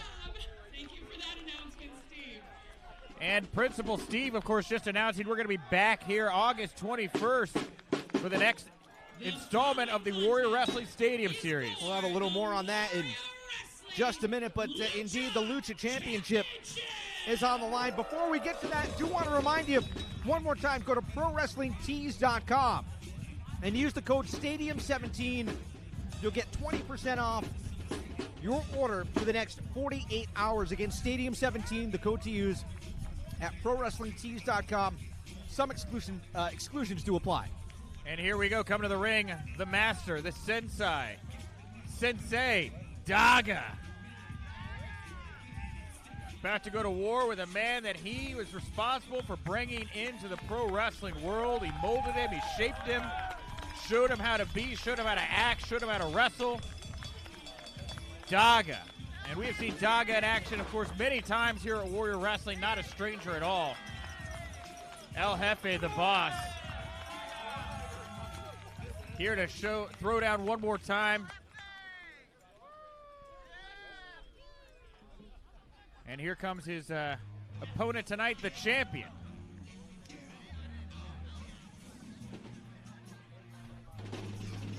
Don't forget, after this, we got another big bout. Brian Cage going to be taking on Ninja Mack here. A huge match I'm very excited about. We, of course, have also got Robert Ego Anthony taking on Lance Archer. No disqualification with Frank the Clown, of course, in Ego's corner there. And the main event, Kylie Rae taking on Lady Frost. But right now, the match of the moment, a title bout. Here is the champion. It is Aramis winning this belt at the last show in a huge 8 luchador war of attrition match. And Warrior Wrestling making a concerted effort to really highlight, showcase lucha wrestling here. We've, of course, always had some of the best luchadors on the planet in Warrior Wrestling. Felt it was time to put a ring on it. And so now there is the official Lucha Championship here in Warrior Wrestling, and there is our inaugural champion, the first man, again, went through a war of attrition match to win this belt. It is Aramis. We'll get the official announcements from Val Capone momentarily, and for fans who are new to Warrior Wrestling, we'll explain how Aramis exactly won that title last time here, but let's pause here now for the official introductions. The challenger from Estado de Mexico with a weight of 82 kilos, he is El Jefe, Daga!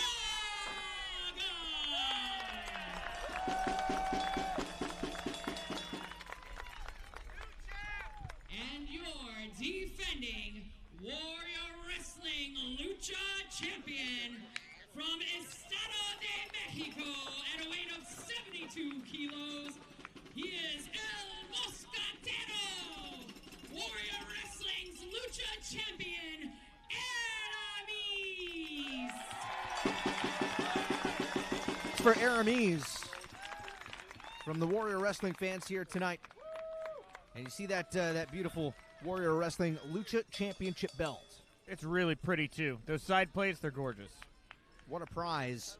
And it is on the line tonight. Aramis in his first title defense. Now, you mentioned the war of attrition matchup, and what a grueling match that was for Aramis to go through last time here at the Stadium Series just a month ago. Early June. Very, very hot night. And Aramis able to outlast a whole bevy of other competitors. The war of attrition matchup, unlike any other night. Yeah, it is something truly unique to Warrior Wrestling. It's how we determine championships, new championships, when championships go up for grabs due to injury, like what happened with Brian Cage. And you saw early on here, Aramis, and look, I get it. Show respect, right? Daga is your mentor. He's the guy that brought you into the business. But, all this bowing down, handshaking, kind of makes him seem inferior here. It almost seems like he's showing too much respect to Daga. I've heard some people say that sometimes too respectful can be disrespectful. And I got that vibe, too. Like, there's something about Daga here tonight. He's got a little different kind of look in his eyes. You saw the kind of head side cocked. I mean, he was kind of blown away when Aramis bowed down to him, right?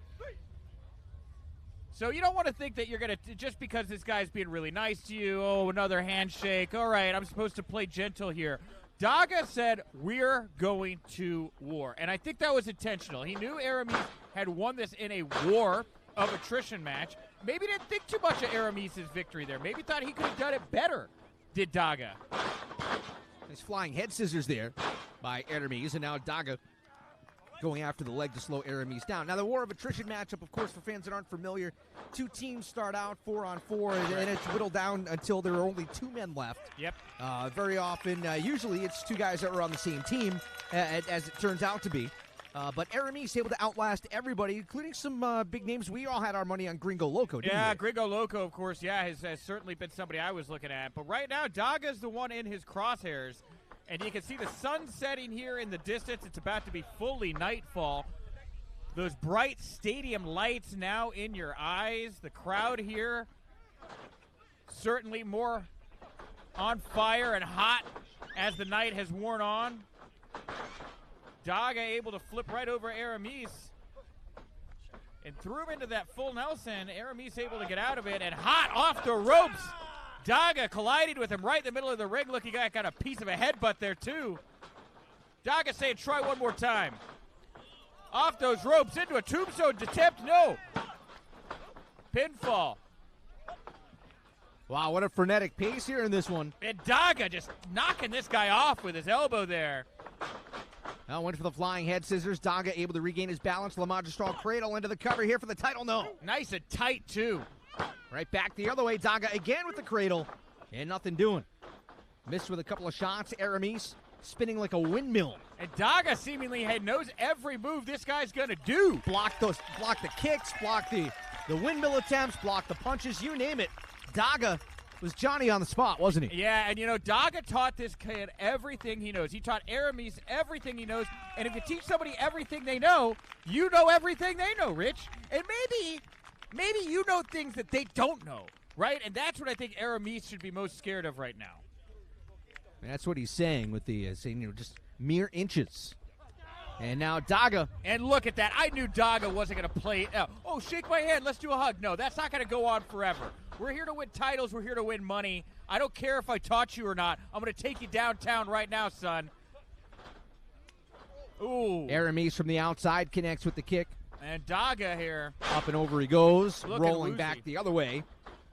And now springing from the bottom rope up into the electric chair. And heads up. You can go anywhere when they've got that electric chair. Oh, look at him. Just strong-armed him. Grabbed him. Oh, Daga. And Daga was able to playfully get out of that. Oh, what a drop kick! Hooked him right underneath the chin. Daga now winded up. Aramis, the champion. On the outside, Daga diving through the ropes. Suicide dive connects. And it looked like forehead on chin. Like a bullet out of a cannon, man. He just launched right at him.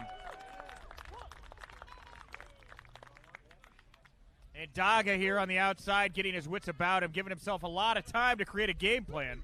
He's going to roll in, break the count, and go back on the attack. You talk about the familiarity and the student versus teacher, classic story, right? But how important is that to Lucha Libre? I mean, the generational thing in Lucha Libre, is that's such a big part of it. It is. It's huge, right? Handing down traditions, handing down masks.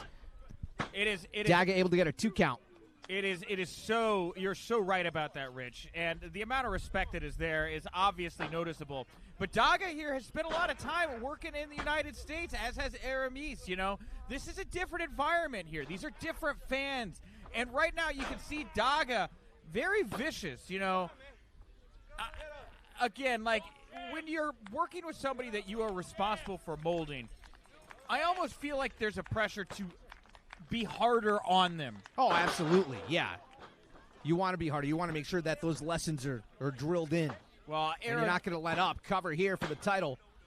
And Aramis able to get the shoulder up at 2. But, yeah, the generational pride thing is so important to Lucha Libre competitors. They don't want to let their family members down. They don't want to let those that came before them down. So it's so important, especially when you have one of your proteges. Correct. You don't want to get beaten by a protege. Yeah, and you got to remember, too, Daga here recently got married to former Warrior Wrestling Women's Champion Tessa Blanchard, who I'm sure is watching this match at home right now. And he's not going to want to disappoint her. He's not going to want to lose for Tessa. And also, Tessa's been to the top of the mountain here.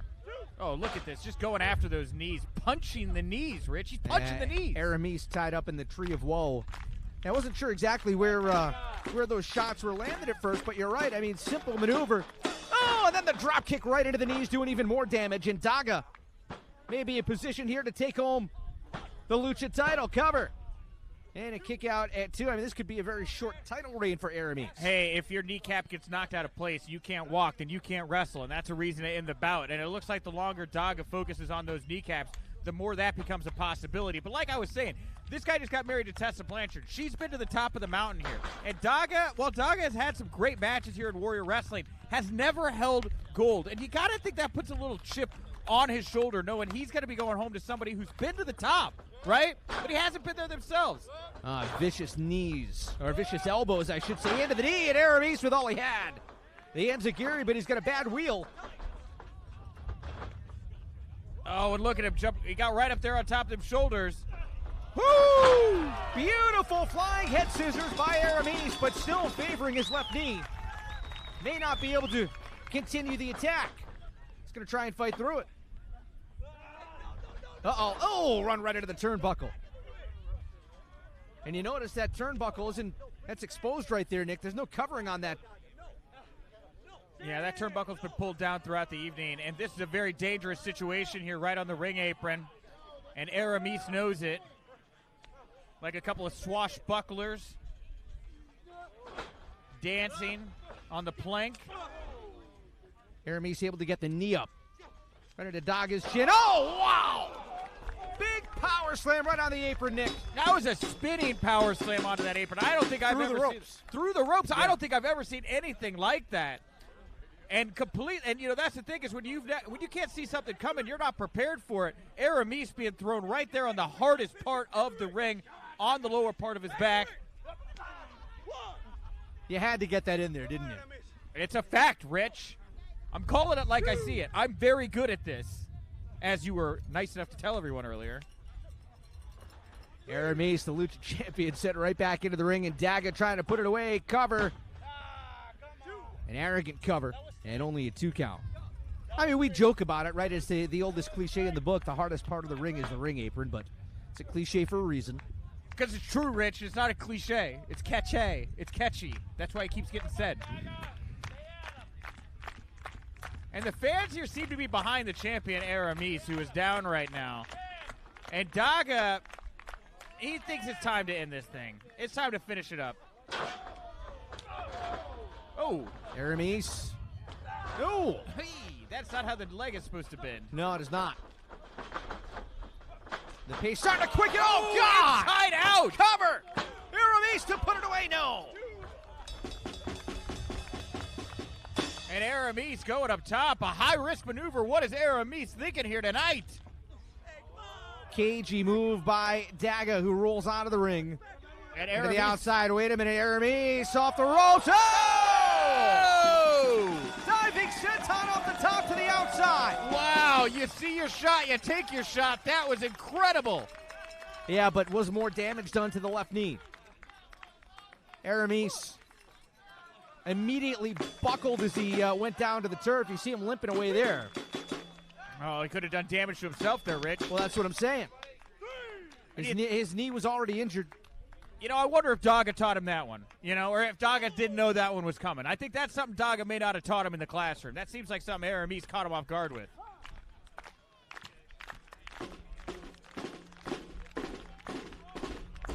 Aramis down to the top, perched on the top turnbuckle. Right into that 450 splash. A turnaround 450, but still not enough.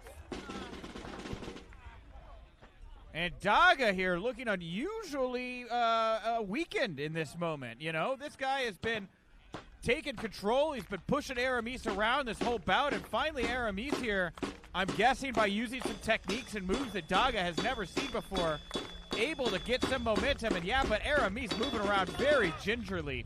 Both those knees look to be popping back and forth.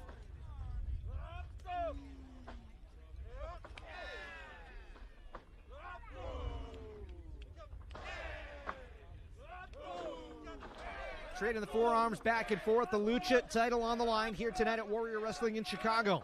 Daga in the red. The champion Aramis in the black and silver. Oh, and a kick by Daga, answered by the champion. 2 big kicks. Like a spinning top. No, and a clothesline! My God! And these men just threw themselves at one another. And Daga trying to feel his fingers right now. He hit him so hard with that clothesline, he may have lost the sensation of feeling in his fingertips. Referee continues the count, and both Daga and Aramis are up and able to continue the fight. Daga. Well, hold on. It is Aramis rolling the challenger up. Gets a 2 count. Back to his feet. Connects with a shot off the ropes with momentum. Popped up. Caught by Daga. Oh, God. German suplex in. Only a 1 count. How was Aramis able to get out of that so quickly? Daga again. Whoa! Dang. Talk about precision. The champ planted. Oh! The very last moment gets the shoulder up. I really thought we had a new champion there tonight. Me too. The way he was able to just stop Aramis mid-air and know exactly where he wanted to drop him on the mat. That is why he is the master here, Rich. That's why he's the sensei.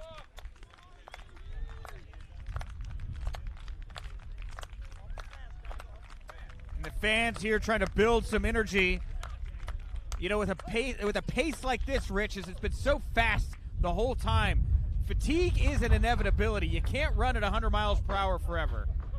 Aramis. Oh! Snapping the knee of Daga. And now trying to crank it in. And you can tell this student-master relationship has broken down. You don't treat somebody you respect like that, Rich. Well, you do if you want to win the matchup and retain the title. I guess so, but that was brutal. That was devastating.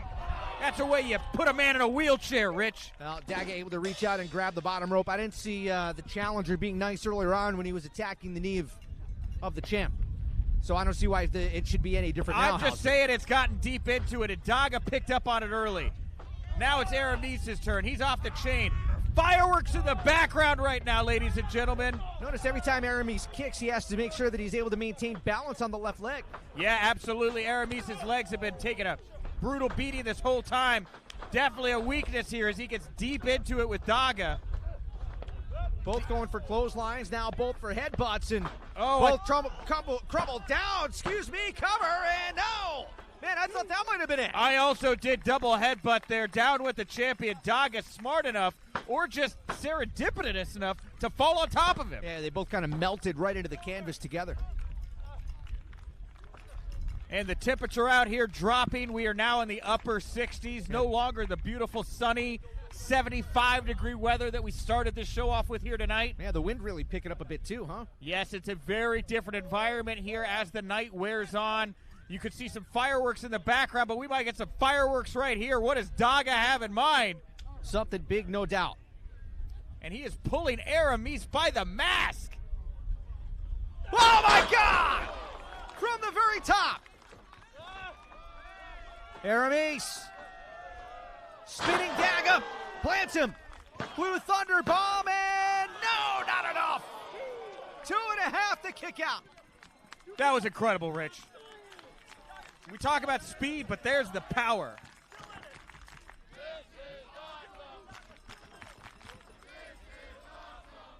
We are 6 matches into this show, and this crowd has never been hotter this entire night. These two have them in the palm of their hands, and both men got to think they're going to want to pull out this win in front of this Hot Warrior Wrestling crowd tonight. Big super kick, and now Aramis once again with the airplane spin. One more time, Blue Thunder Bomb for a second time. And that time is the charm. It is over, and Aramis retains. Props to Aramis. That was a hell of a performance.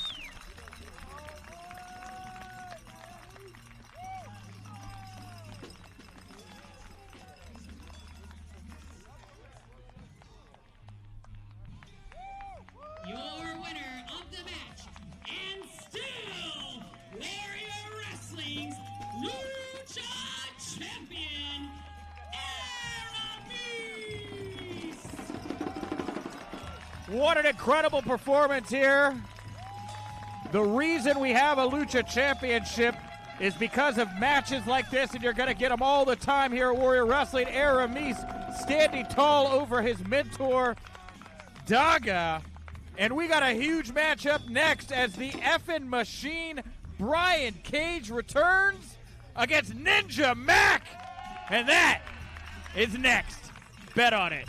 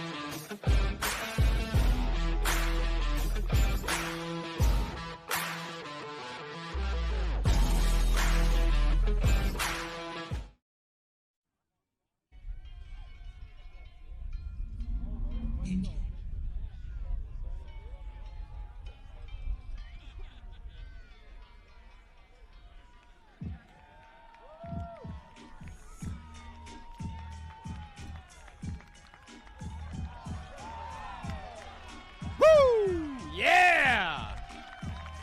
Oh, you could bet on that, ladies and gentlemen. From a village in Houston, Texas, weighing in at 1 pound less than Brian Cage. He is Ninja Mack. I am not using hyperbole when I say there is not a match on this card I have looked forward to more than Brian Cage versus Ninja Mack. I don't even know how to describe this guy. Unreal athleticism.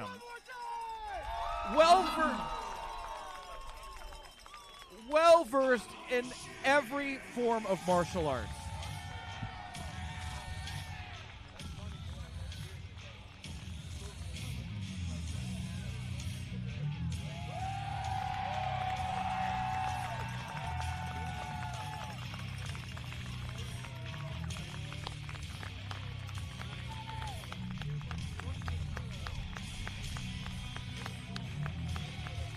And look at this just hulking mass of man, like a kaiju, pounding ground, making sound. Former Warrior Wrestling champion, former FTW champion, AEW superstar, Mr. Wrestle Circus. From Chico, California, weighing in a solid 282 pounds. All Elite Wrestling Zone. The Machine,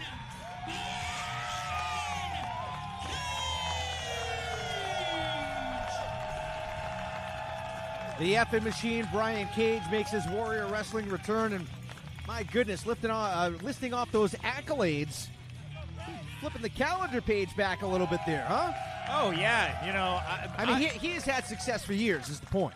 What I'm saying, yeah, Brian Cage is a big deal, for sure. Held gold, top of the card, and now you have Ninja Mack here. You have this kind of unknown, Rich. Yeah, he's just kind of the last, 9 months or so has really started to sneak up on people, huh? I have been fortunate enough to get to see Ninja Mack in Game Changer Wrestling. I mean, the moment you see him, you can't unsee him. And offering that handshake, like so many matches here tonight. Cage just towers over Ninja Mack. And this is, Cage here testing the waters with Ninja Mack. You know, you look at the two of these competitors stacked up side by side, and you say, was somebody drinking a little bit too much when they booked this match, or what? I'm told Cage picked this fight. I'm told that they gave Cage a list of opponents because originally this was supposed to be Cage versus Leo Rush. Well, that's right. But here's my point.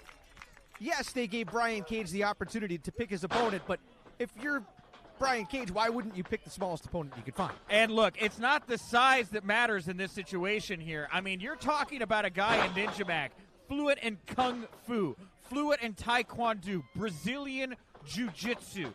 He is a trained circus performer. He has performed a Cirque du Soleil.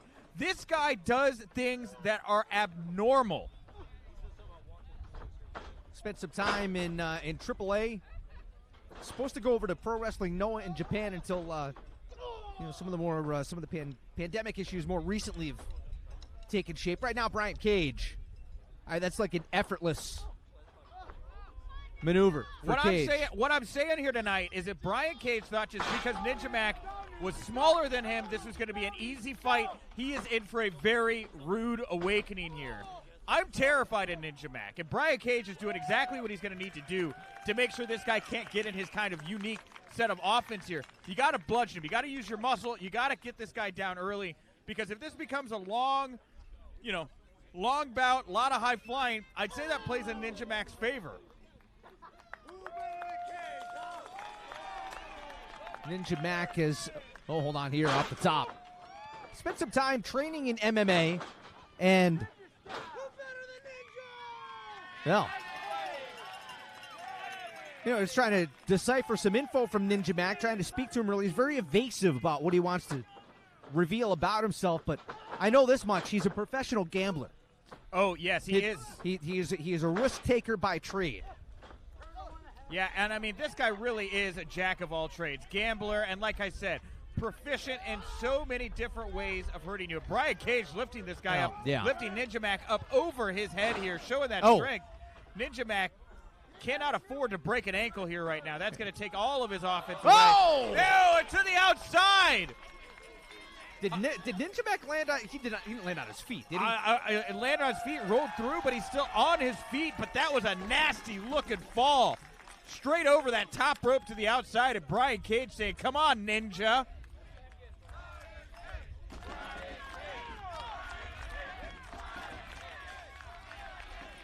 I think if Ninja Mack has shown anything, he's certainly quick and evasive. Oh, well, those are definitely hold on words. here. Baseball slide drop kick. And now on the chase, perhaps. Cage caught the kick. Whoa. Ninja Mack able to fly right through that. Yeah, one-handed cartwheel. Look at that giant crescent kick right across the kisser of Cage. And Ninja Mack leaping around here, prowling. Oh, I think that right... knee. That right knee is certainly causing Ninja Mack some issues. And we saw it earlier. When I said it'd be very unfortunate if he broke his ankle. I could see him wobbling there. Yeah, when he came down on that right leg for sure. Now Brian Cage is doing some curls. Oh. And a gigantic follow-away slam. Did you hear the sound of Ninja Mack's body colliding with the turf? This is not a soft grass surface. No, a straight thud there right to the turf. And Brian Cage here calling to end this thing early. Maybe smelling blood in the water, seeing the way that Ninja Mack was unable to get quickly to that top rope. Face first right there into the side of that apron. Cage rolls under the bottom rope to break the count. We'll keep an eye on that right knee of Ninja Mack. And, you said it when he came down off of that. It looked like his ankle. It looked like he wobbled. You think it was his ankle? I thought it was his knee. I thought, well, regardless. it's tough to tell when the leg wobbles like that. Right leg. How about that? Sure. Lower body injury. Lower body leg injury of sorts to Ninja Mack. Is this the hockey playoffs now? Lower body injury, yeah. And Brian Cage here. Oh, God! Dropping Ninja Mack hard right there on the ring apron. And this could do it. Well, Ninja Mack pops the shoulder up. He's going to try to continue to fight through this. It's enough to kick out anyway. But when you got a guy the size of Brian Cage on top of you, it's got to make a kick out even more difficult. And a big straight bicycle kick right to the side of the head of Ninja Mack for Brian Cage. Brian Cage here has been able to immobilize the very athletic, the unusually superhumanly athletic Ninja Mack, keeping him in the corner. And Ninja Mack looks very, very worn down here in this moment. Might have played his hand too early, huh? Cage making him run, making him use that leg, shooting him to the other side of the ring. Oh, God, what a gigantic knee by Cage. Caught flush in the side of the head, and Ninja Mack just tossed up and over. Flipped him like a hamburger, Rich. Yeah, and I'm surprised and impressed that Ninja Mack kicked out. And Brian Cage here really probably walking into this very upset. Of course, this past Wednesday night on Fyter Fest, night 1 at AEW, Brian Cage lost the FTW Championship. Oh, he's heartbroken about it. Yeah, to Ricky Starks, and it looks like he is no longer part of Team FTW in AEW. Taz really making it known that they don't want this guy. And Ninja Mack using Brian Cage like a pummel horse. Connected with a drop kick there. Now, oh, God! That's just not right. I was looking forward to everybody seeing these super athletic maneuvers from Ninja Mack here tonight, seeing all the stuff that's gifable and memeable. But Brian Cage seems bent on just ruining our night, keeping this guy grounded, breaking his back, breaking his legs, not letting us see all the fun Ninja Mack stuff we want to see here tonight, Rich. Camel clutch is in tight. And Ninja Mack is in a lot of trouble here. Brian Cage so big, I'm told he practices his camel clutch on actual camels. You don't say, huh? That's, wow. Found a crooked zoo. Let him do it. Yeah. Joe Exotic's old zoo. Has to go down to Mexico for that, I thought. I think that's where Joe Exotic maybe Oh, flee yeah, into well, here fair soon enough, yeah. And just like sledgehammers. Perhaps Venezuelan.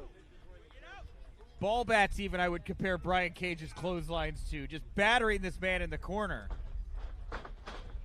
Yeah, there's that right leg. Yeah, that right leg is bothering Ninja Mack for sure. And we were out in that ring earlier, Rich, and you know that those ropes there, they're very spongy. They're spongy, and there's also the rope, the cable through the center is wrapped by a plastic tube that is not connected to that cable. It's like a garden hose. It is. It's a bit like a garden hose. But Ninja Mack able to get up and over and drills him with a tornado uppercut. And that may have gotten Cage a little bit. I don't know if it caught him in the throat. What happened here? Ninja Mack. Yeah, hold on here. Oh. Ninja Mack dizzying himself out. And Cage waiting for it. Went for the discus clothesline. Ninja Mack. Ooh, just got a piece of him with the toes there. But it looked like Cage was falling anyway. Wow. Ninja Mack. And Cage able to power out of two. Like an evil break dancer. Yeah, that was incredible. A one-handed corkscrew something or other. Yeah, whatever it is, this is where Ninja Mack is feeling himself here right now. You can tell, though, that Ninja Mack is that he's tentative. He's not 100% right here. Well, how can you be? You're in the ring with former Warrior Wrestling Champion Brian Cage right now. Well, that's a great point, but as we've talked about, that right knee or the right leg is giving him issues. Well, no doubt about it. You can tell he's slowed down a step or two from even earlier there in the matchup. Yeah, and having trouble balancing on the ropes, which is so much a part of Ninja Mack's arsenal. And Cage just muscling Ninja Mack up onto his shoulders. Flattened him. Not enough. And Ninja Mack here showing his resiliency right now. Taking a big gamble on himself here tonight. Putting himself in a match with Brian Cage. You can bet on that, that's for sure.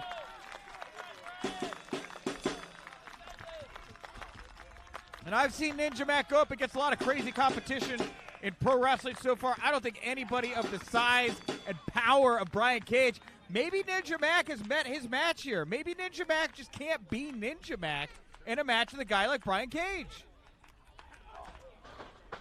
He managed to fend himself off there. Swatting the... Oh, wait a minute. Was able to balance that time and use the ropes. Flying forearm into the cover. And Ninja Mack for the upset here tonight in Chicago. Cage out of two.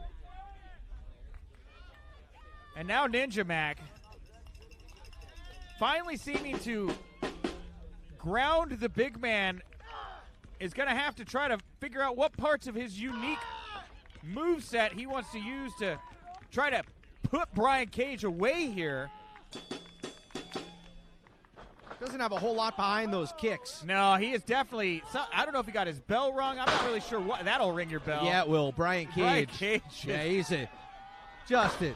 Oh, God. right over his knee. Oh, no. Oh, good Lord. What'd you do? Did you eat the last of his protein shakes in the back? Oh, my goodness. That's got to be it. That's got to be it. it. The F5. Good night. What? How did Ninja Mack kick out of that? Cage is incredulous.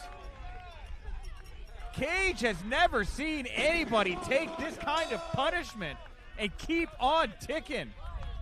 The F5000, the powerbomb across the knee. Is it time for the drill claw? Yeah, I think it must be. I'm thinking the drill claw is probably not too far away here. As Cage is pulling a very weakened Ninja Mack up.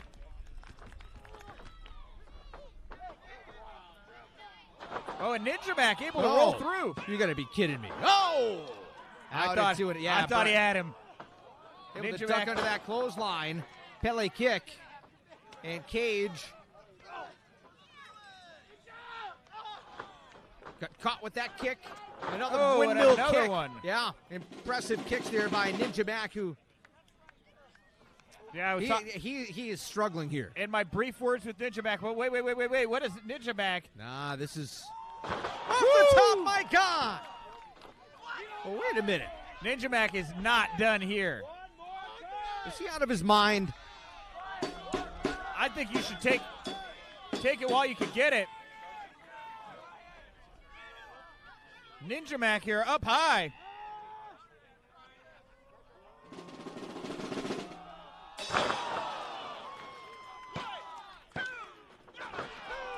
Nearly got him, but not close enough. Ninja Mack. One more time. I don't know, man. You roll the dice that many times, you're bound to come up snake eyes. Yeah, well, that's the thing. He's a gambler, as we talked about earlier. And it looks like he's going to let it ride here, so to speak, as he once again heads to that top rope.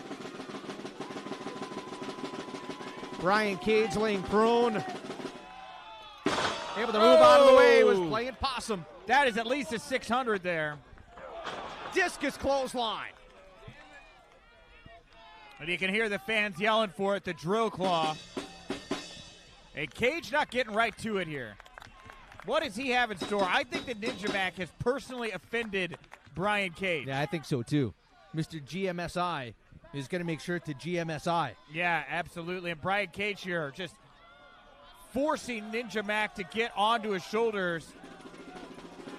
Top rope F5000. Oh my God. Top rope drill claw. Good God. And good night. Ninja Mack, thanks for coming. Brian Cage annihilating the Ninja.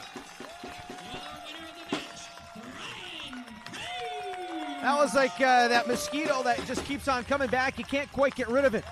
Ninja Mack took a hell of a beating, and I'm going to be surprised if he's 100% here. I am too. Never mind the fact that you're never 100% after a match with Brian Cage. I'm thinking a little more severe, though. Yeah, he was obviously hit really early on, Rich. I don't know if it was something to the back of the head. Maybe he tweaked both his knees. But he was just off there early on. And, props to Ninja Mack coming into this house. He's never been here before. He's never been in Warrior Wrestling. Doesn't know what to expect from these crazy Warrior Wrestling fans. Put on a hell of a performance. But Brian Cage, once again, the man standing tall.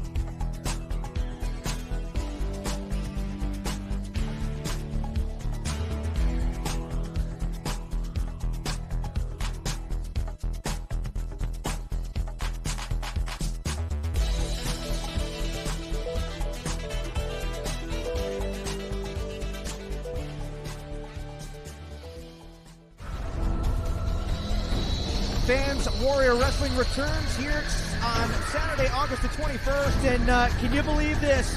The Stadium Series becomes the Switchblade Series. Jay White is going to be here. I'm also told that Brian Cage will return in the third and final Stadium Series matchup of 2021, August the 21st. Go to warriorwrestling.net to get ticket information. We are set to go for our next matchup, and the question that has been on everybody's mind. What are you going to do? Tonight, we're going to find out. And look at this. Almost a literal clown car of Frank the Clown's. Clones of Frank the Clown, along with Robert Ego Anthony. And for once, Frank the Clown may have finally talked himself into, oh, come on now, look at this pathetic display. After what we saw a month ago when Frank was thrown out of Warrior Wrestling, he was unbooked, had his match scratched, along with Robert Ego Anthony, but Frank decided to show up anyway, only to be tossed out by security, only to buy a ticket to come back in, and then subsequently be thrown out again, only to return in a helicopter.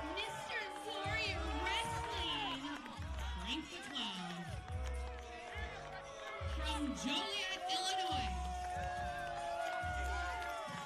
Robert Ego Anthony. Robert Ego Anthony, joined by Frank the Clown and the clones of Frank the Clown. And as I was saying, after being thrown out, then thrown out again, then thrown out again, only to return in a helicopter, what is left for Frank the Clown here? Could tonight finally be his reckoning? Could Frank the Clown have finally talked himself and Robert Ego Anthony into a situation that they can't run and weasel their way out of? No. Short answer, no. I don't think they've got themselves in a situation they can't get out of. Frank the Clown is very, very smart. I'm sure he has a plan, Rich. You really just called Frank the Clown smart. Hey, look. Dating Mick Foley's daughter. Got a lot of money. He's doing something right. I believe I've said time and time again that never has someone done so much with so little as Frank the Clown, and tonight he could finally have to pay for that in the form of this man, the Murder Hawk Monster. Yeah. Murder Hawk Monster, big scary Lance Archer. I spend a lot of time with Jake the Snake Roberts. Look, is this man the real deal? Is he scary? Absolutely. I would never, ever want to say anything to Lance Archer that would offend him. I wouldn't want to spill a drink on him at a bar. But let's call a spade a spade. He's not.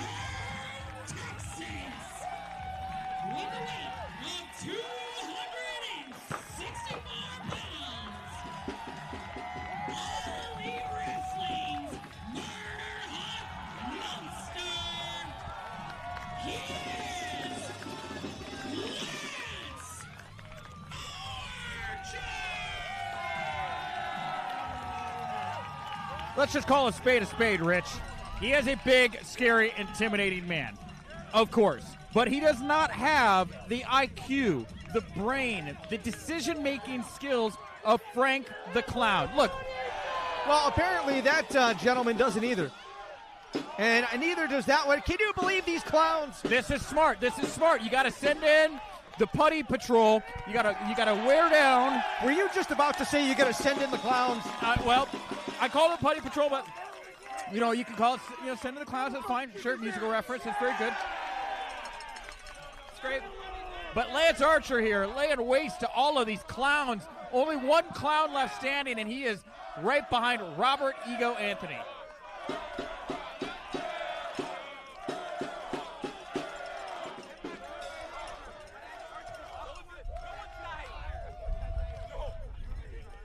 Robert Ego Anthony looks frightened. Robert Ego Anthony doesn't look frightened. You look frightened, Rich. I look frightened. You look very scared. You look scared of Robert Ego Anthony. You are definitely intimidated by Frank the Clown. That's for sure. You're a hater. And look at Robert Ego Anthony getting right up in the face of that Murder Hawk Monster. He's not messing around. He took his face. He face palmed that monster right in the face. Well, that's one way to shut Robert up. And the Murder Hawk Monster now Looks like he's having some fun. And he's going to have even more fun once he finally gets his hands on Frank the Clown. I guarantee that. Well, this is boy! This is a no DQ match that we've got going right now. Anything goes. You see Archer pointing at Frank the Clown, barking at Frank the Clown. Well, he better keep his eyes and his focus on Robert Ego Anthony here tonight. No, he's not okay. You want to get in here? And Lance Archer drilling his palm right into the chest of Robert Ego Anthony.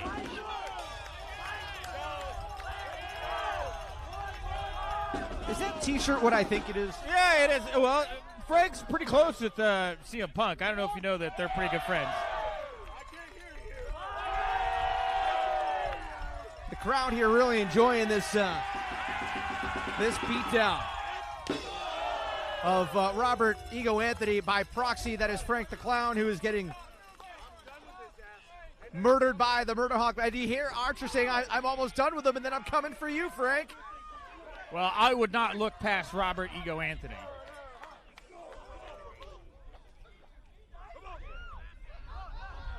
Yes, Robert Ego Anthony now being Hold on, wait a minute. corner. Did Anthony just... He did! He did! Oh, and a confetti cannon right to the face. Robert Ego Anthony, when he was up on the butt, did you see him motion to Frank? Yeah, he did. And Frank the Clown working in unison with Robert Ego Anthony right now. And you can see Frank on the outside yelling directions as Rob taking control on the outside.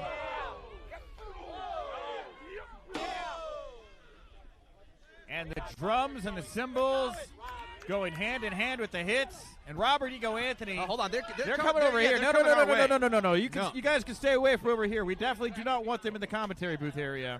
Ooh! That is just over to the left of us. Oh, good God! And we could hear and feel that over here. That big swing of the chair right down on Robert Ego Anthony. We are just over to the side of Archer. Now, Nick, as you said, no disqualification, so no countouts, no nothing. And Frank the Clown doing the right thing here, taking off running from wait a minute, from behind now, look out for Anthony, oh! And Anthony taking the Murder Hawk Monster down with that chair shot. Oh! Get him, Frank! Get him, you're a big man! Get him! Yeah, you show him! Get him! Hit him! And so Jake Roberts can feel it, Frank! Can you believe the audacity of Frank the Clown wearing a shirt that, Archer sent right into the steel ring post. Did you see the shirt, Mr. Warrior Wrestling? Are you kidding me? He is Mr. Warrior Wrestling. Frank the Clown is, you got to be kidding me. He rode a helicopter. He's had incredible cars. He had to pay out of his own pocket for that helicopter. I don't think that's true. I think he had a benefactor. They got get out of here. I think he had a benefactor. Where are they going? And Frank the Clown. I can't quite tell where is that? Is that a trash can over there? Yeah, I think it is. Yeah, I can't. We're trying to see through the fans here what's going on. I might have to stand up to get a better view here in just a second. But it looks like Robert Ego Anthony choking the Murder Hawk Monster. I believe they're on a golf cart. Are they on the golf? Oh, that's a John Deere. John Deere, not it's a golf John, cart. John Deere tractor. A vehicle of some sort. Sure. I believe that Ego and Frank have actually come to the ring in that John Deere before. Have they? I believe they have, yes. Nothing quite like the entrance we saw a month ago in that helicopter, but... All right, there they are. Archer and Robert Ego Anthony as they fight all over the football field here. Big forearm smash, and Anthony feeling it here. And Rob, you got to get it together, man. Hit it with the truck. Grab the keys. Run him over. What is the Murder Hawk Monster doing here? Well, I think he's taking your advice. It looks like he's hopping in. Are they going to drive? What are they doing? They're going to drive the John Deere around, Robert? I think Archer's going for a. I think he wants to get the thing going. Come on, see this guy's all muscle, no brain. Can't even drive a John Deere. I think he wants to go for a joyride here. They're trying to get that thing started up, but no dice. Well, he can't do it because he's a stupid monster. What Robert, you go say that you know to what? his face. You know what? I bet Frank. I'm not going to say it to his face. That's stupid. No! I bet Frank the Clown ate those keys. Is what I'm going to guess. I'm going to guess he saw this coming. I think he might have put those keys somewhere else. But well, never mind that. Whatever. Eat them, keister them, whatever it may be. Uh-oh. Anthony's in trouble here. And Anthony getting dragged around here by the head like a bowling ball in a bowling alley. And Lance Archer telling everybody to get out of the way. What is he thinking of doing here? Oh, is he letting fans? Yeah, he's letting fans get involved. These fans, first of all, are insane. Second of all, we just got out of a pandemic. Can we not let these people get close to Frank and Rob? These people they're gems, jewels in the crown of Warrior Wrestling. Anthony trying to fight back. And they're going all over the place. They're going to, I suppose you'd have to get back in the ring to get a pinfall, wouldn't you? To determine the winner? I don't think so. I think that the pinfall can happen anywhere, inside, outside the stadium. Maybe it winds up in a helicopter again. Oh, there goes somebody's cooler. Yeah, and that fan was stupid enough to bring an ice cooler that's made of styrofoam here, so I have no sympathy for the fact that their cooler is now broken and busted, and maybe they lost some of their beer. Next time, bring a stronger cooler. Archer got a hold of something. And look, Lance Archer here covered in ice water, and again, the temperature here dropping. Where is Anthony? I think Robert Anthony's taken off. He's had enough. I think he's got a plan. I think there's a plan, and that's why Archer's got a. Oh, I was going to say he's got a soda. He's got a couple of beers, I think, there that he smacked on either side of Anthony's head. Where is Anthony going? Anthony Robert Anthony's had enough. He's Can we headed get a back to the backstage locker camera? room. Can a backstage camera? He's headed to the locker room. Or maybe not. It looks like they're up in the stands now. Well, Anthony's just trying to get the hell away. I don't blame him. An impromptu cage match here. And these fans here, they better get out of the way. Frank is doing the right thing here. He's saying, let's throw him off. Yeah, throw him off. What? Throw him off. Come on. Murder the Murder Hawk. You got to be kidding me. No, this is good.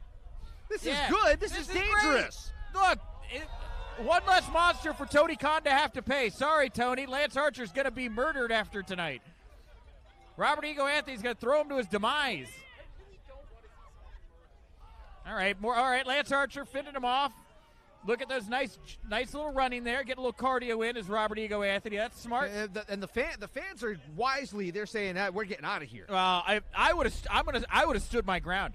I'd have said, "Hey, I paid for this ticket. I'm staying here." Say, move me, Lance Archer. I'd have been a Frank the Clown. Oh, Anthony sent up and over. And wait a minute now. Hold on. I think Lance Frank. Archer, wait a minute. Where is he? Where's Frank? Where did he go? Lance Archer looked like he was distracted for a moment by Frank, but he went over to the hand sanitizer. Robert Anthony's he's up, and where's he going? See, and that's what I'm saying. We are fresh out of a pandemic here right now. I'm at least very impressed that the man is smart enough to use hand sanitizer after being around these people here. I do not know where. Where is Lance Archer going? He's going to the gate. Oh, well, that's a good. Uh-oh. All good monsters use the door. He grabbed the top of a trash can. Is that like all dogs go to heaven, all good monsters use? It's a Pixar film, I picture. Sure, yeah. That's a very heavy piece of the top of a trash can. Yeah, that's a hard piece of plastic right there. People, get out of the way. You're supposed to take out the trash, not take the trash can with you. Well, that's true. And where are Rob? Where is Frank? I don't know where Frank the Clown. Oh, hold on. There's Frank the Clown. Oh, my God. Frank the Clown got it across the back there from Lance Archer. Hey, got that sharp edge of the trash can. And Frank went down hard. And Rob's sticking up for his friend. Rob is a good friend. Yeah, sure he is. Uh-oh, wait a minute. Oh! And Lance was that a fan? No, I think that was one of Frank's clown mercenaries. Oh, it was one of Frank's clowns, yes. And here, they're right over here in front of us now. That's too close to us. Here, Stay away. Yep. And the Murder Hawk has got a little piece of Frank's foot, and Frank came out of it. Frank, come here, you can hide. Hide if you need to. No, he can't hide over and here. We got the Murder Hawk. There's a submission maneuver here. And Robert Ego Anthony, with a rear naked clutch. And kick him. Kick him, Frank. Kick him. You're a big man, Frank. You can do this. Oh, this is embarrassing.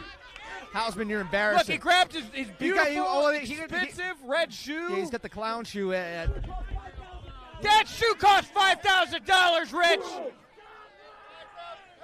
And look at that. Frank the Clown here in pain, and his good personal friend, Robert Ego Anthony, drilling the Murder Hawk moron, Lance Archer, with elbows right to the chest. Archer sent into the ring post. Did you just call him the murder whore?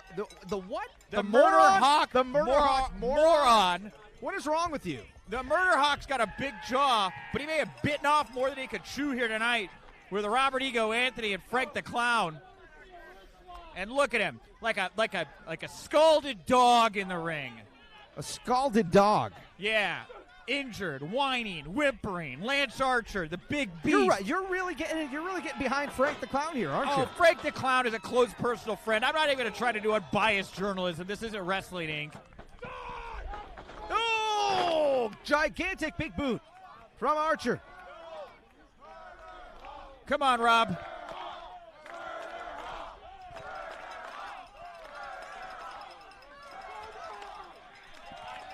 And look, Lance Archer here, maybe too incensed. Maybe we pushed him too far. You know what? Maybe it's time to call all this off. This guy looks very, very upset.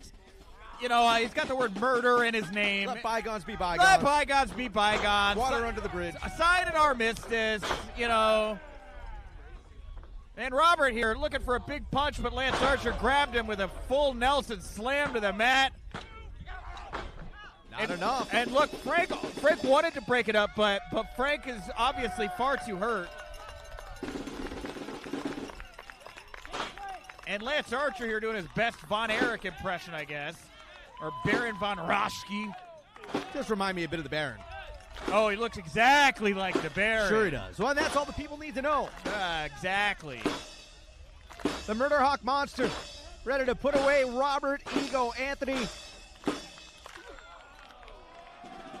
Anthony set to go for the ride. No. Oh, I thought it was time for the murder bomb.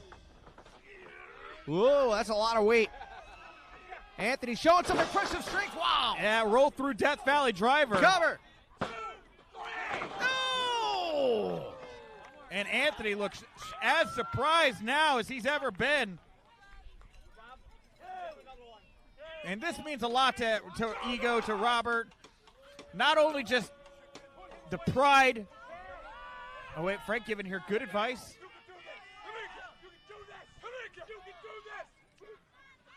Psyching him up, Rich. That's what a good coach/friend does. If you were getting your butt kicked by Lance Archer, I'd sit there, I'd say, quit. Don't go any further, Rich. I know you would. I know that. You'd be a terrible coach. I would tell you to stop. And Rob here, looking for nothing but Death Valley driver. Oh, what a forearm smash by Archer. And now for the murder bomb. Thanks for coming, Ego. Big choke slam. Cover. No, not enough either. I thought that would have been it. Well, Robert Ego Anthony, you got to remember, this guy's a former CZW World Heavyweight Champion. Best friends with Jon Moxley. Spent last summer during the pandemic down in Jacksonville, Florida, wrestling regularly for AEW, picking up paydays by Tony Khan. Frank the Clown. Frank, what are you doing? Oh! He got blasted with a confetti cannon. He got blasted in the face. Frank, buddy. Big boot by Archer. Uh-oh. Oh, boy, here it comes. And here comes, I think, the murder, the crucifix bomb. The EBD, everybody dies.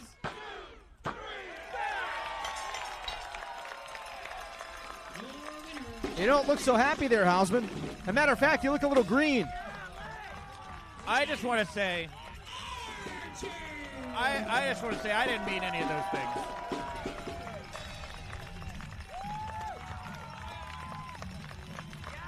You better hope that Archer doesn't hear what you had to say about him. I only said those things because it's I didn't mean them. I said them. I was lost in the moment. Oh, wait a minute here. What is? And Frank the Clown going to try to use ether. I think he was going to try to knock out. Is that chloroform? Ether? Oh my God, chloroform? What the hell was that? I suppose it doesn't matter. What the hell, Frank? What are you doing? You psycho?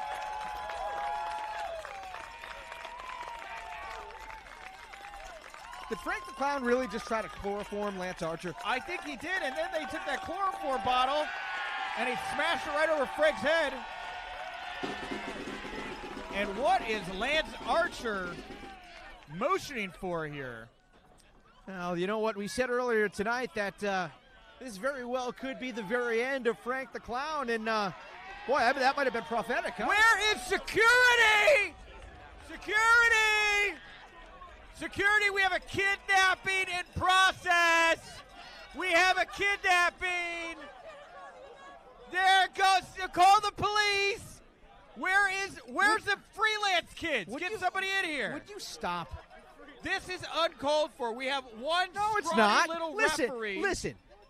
Frank the Clown's getting his just desserts. After what the stunt he pulled last week, flying a helicopter, he could have injured people flying that chopper in here. Where's Principal Steve? Is he too busy giving kids detention? Oh, wait a minute. Hold on. Wait. Hold on here. Wait a minute. They're going back to the. They're back up in the bleachers. And look, Lance Archer. And look, Frank, get the helicopter in here. We need a spotlight. Call the FBI. Get him on the side of a milk carton. This man needs help right now. What does Frank do? No, Lance, whatever you are thinking about doing, do not do this. What do you mean? Lance, what are you doing? Uh-oh. No. That's 30 feet above the ground. Oh my God. That's the same height that Mick Foley fell from in Hell in a Cell. Oh my God! Oh my God! Oh my God! He killed him! Oh my God, he killed him! He killed him, Rich! He killed Frank the Clown! He killed my friend!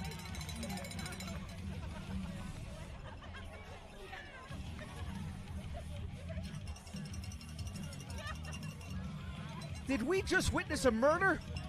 Oh my God, I feel like I should go check on him. Rob, I'm sure. Rob's in the ring. Rob, you gotta go check on your friend. Oh, wait a minute here. Where's Lance going? I don't think he's done yet. He should go home. Go back to whatever trailer park you just woke up from this morning. I don't think Lance is done yet.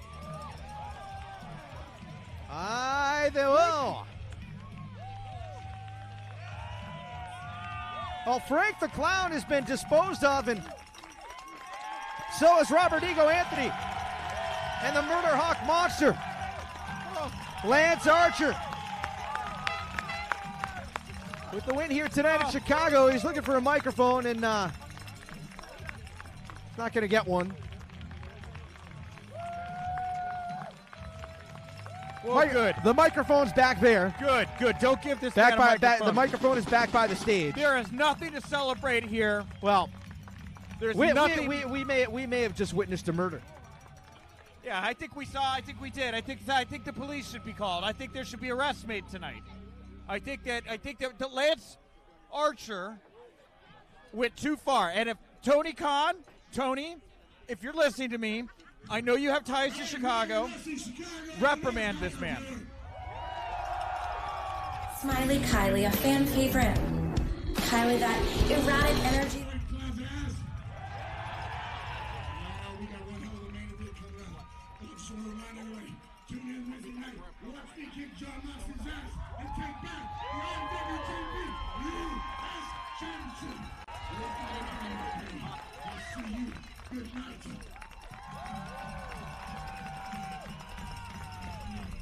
Smiley Kylie, a fan favorite. Kylie, that erratic energy that's just so enchanting to the fans. I know it throws your opponents off, but I'm the coolest wrestler you'll ever meet, and it's not gonna work on me. Chicago, I'm not showing up. I'm just so happy to be here because I'm not. Every time I step into that ring, I have something to prove. I never settle. I always want more. And what I want is that Warrior Women's Championship. I'm coming to fight. I will dismantle you. I will pick you apart. And trust me when I tell you, there will be no love lost because I am Lady Frost. Championship against Lady Frost here. She has in the past gone up against some top competition, of course winning the title against Tessa Blanchard, losses to Jordan Grace, no contest with Britt Baker, wins over Madison Rain Holliday, and I guess we will find out what happens tonight in her fourth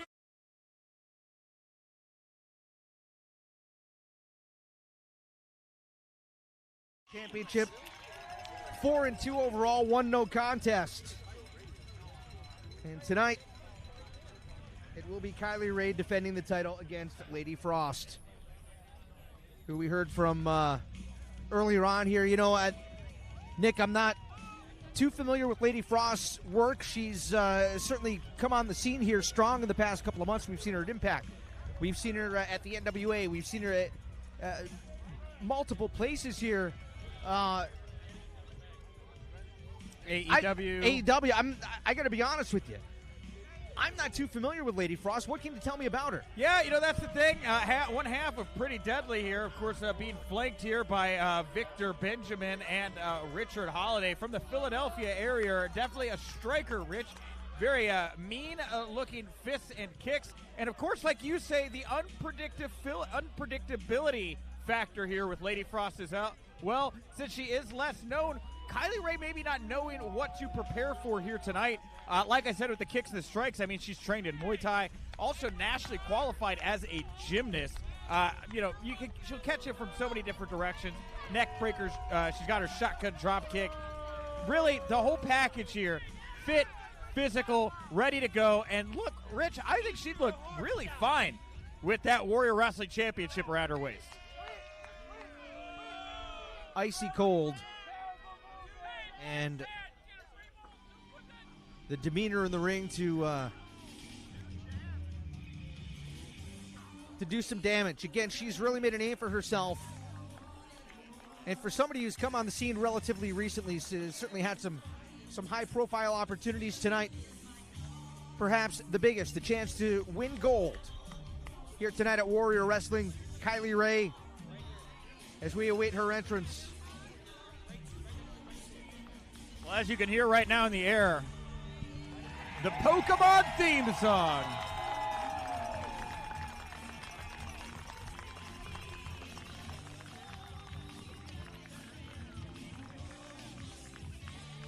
Charging the ring, title around her neck, backpack on her back. Like I said, this is the theme song to Pokemon. This, of course, Pokemon Go Fest weekend. I'm sure there's a lot of fans out there that spent their day catching Tyrannitars, catching Cubchews. Catching what? Catching Pokemon. Chimichars. It's all fine and fun and games and all well and good smiles and whatever. We heard from Lady Frost. She's not here for smiles. She's not out for happy to be here. She's out to win tonight, and that's that. Kylie Rae better be ready. Well, I think Kylie Rae, you know, look, I love Lady Frost. I love to see her come out on top. I want to see a hard-hitting physical woman. I think Victor Benjamin, her and Vic, they look so good together. I was so impressed by Victor earlier with Richard Holliday, both in her corner here tonight. Kylie Rae. Wrestling, this is your main event, and is for the Warrior Wrestling Women's Championship. Introducing the challenger to the right of the official, from somewhere very cold. She is the coolest wrestler you'll ever meet, Lady Frost.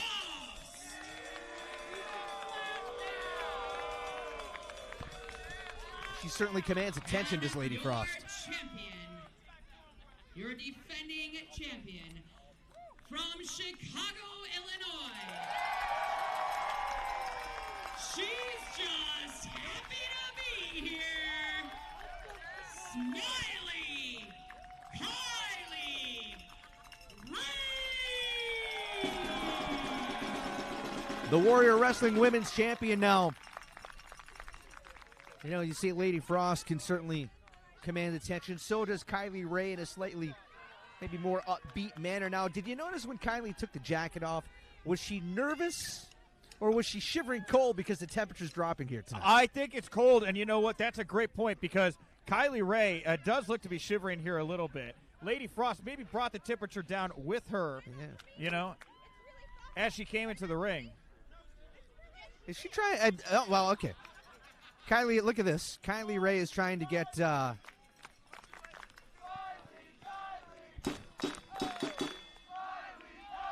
Kylie Rae here.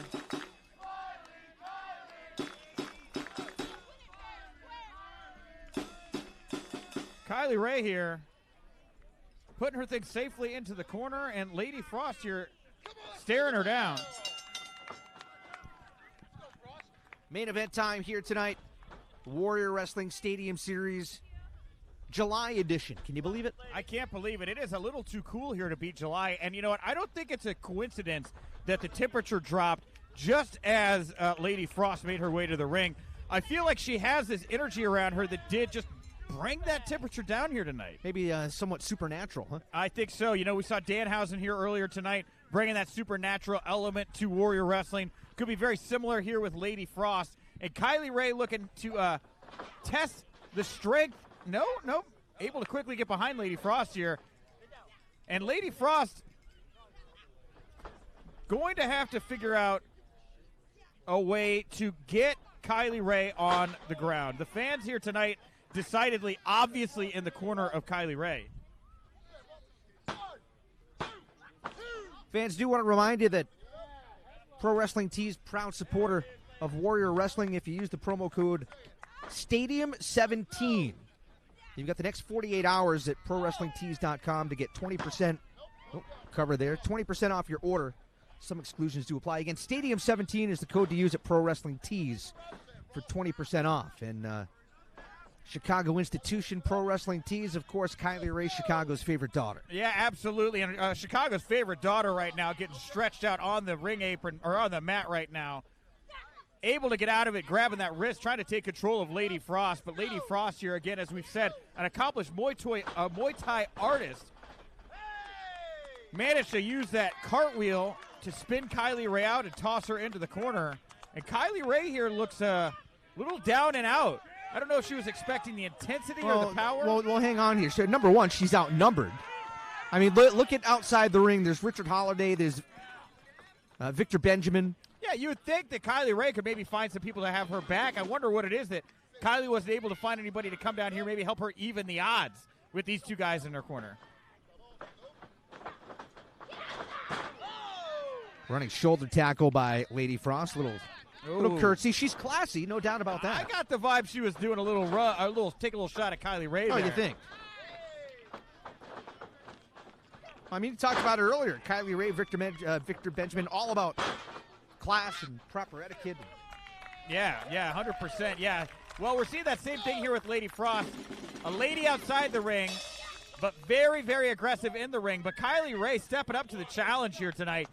Great to see the champion here trying to maintain some control. It's a 2 count on the cradle. And Lady Frost not messing around. Big kick right to the gut of Kylie Rae. Kylie Rae doubled over, and Lady Frost goes on the attack. A nice stiff shot into the corner, and now Kylie Rae in the precarious position of being up on Lady Frost's shoulders and able to get out of it. And Lady Frost just not able to cool down the action, so to speak. Come on now. Victor Benjamin has a hold of Kylie's leg. Referee saw it. Oh, come on. Big kick there. And look, whoa. Gentleman outside the ring. He caught her. Oh, come on now. Come on now. The referee tied up with Lady Frost. Hey, that is love, Rich. That is what love is. Love is doing anything for your significant other. And Lady Frost with a running drop kick. Kylie, even more damage to the back. Well, how great would it be for Victor Benjamin going home with the new Warrior Wrestling Women's Champion? Into the cover. Leg hook. Kylie Rae able to kick out at 2. And nice leg scissors here, catching Kylie Rae right across the abdomen. And Lady Frost here again using her submission skills for Muay Thai to try to put Kylie in. Now, look, rolling over into the pin. Not quite able to get the shoulders on the ground. Still has the legs grapevined around Kylie's midsection. And Kylie doing everything she can to make sure the shoulders are not pinned flat to the mat.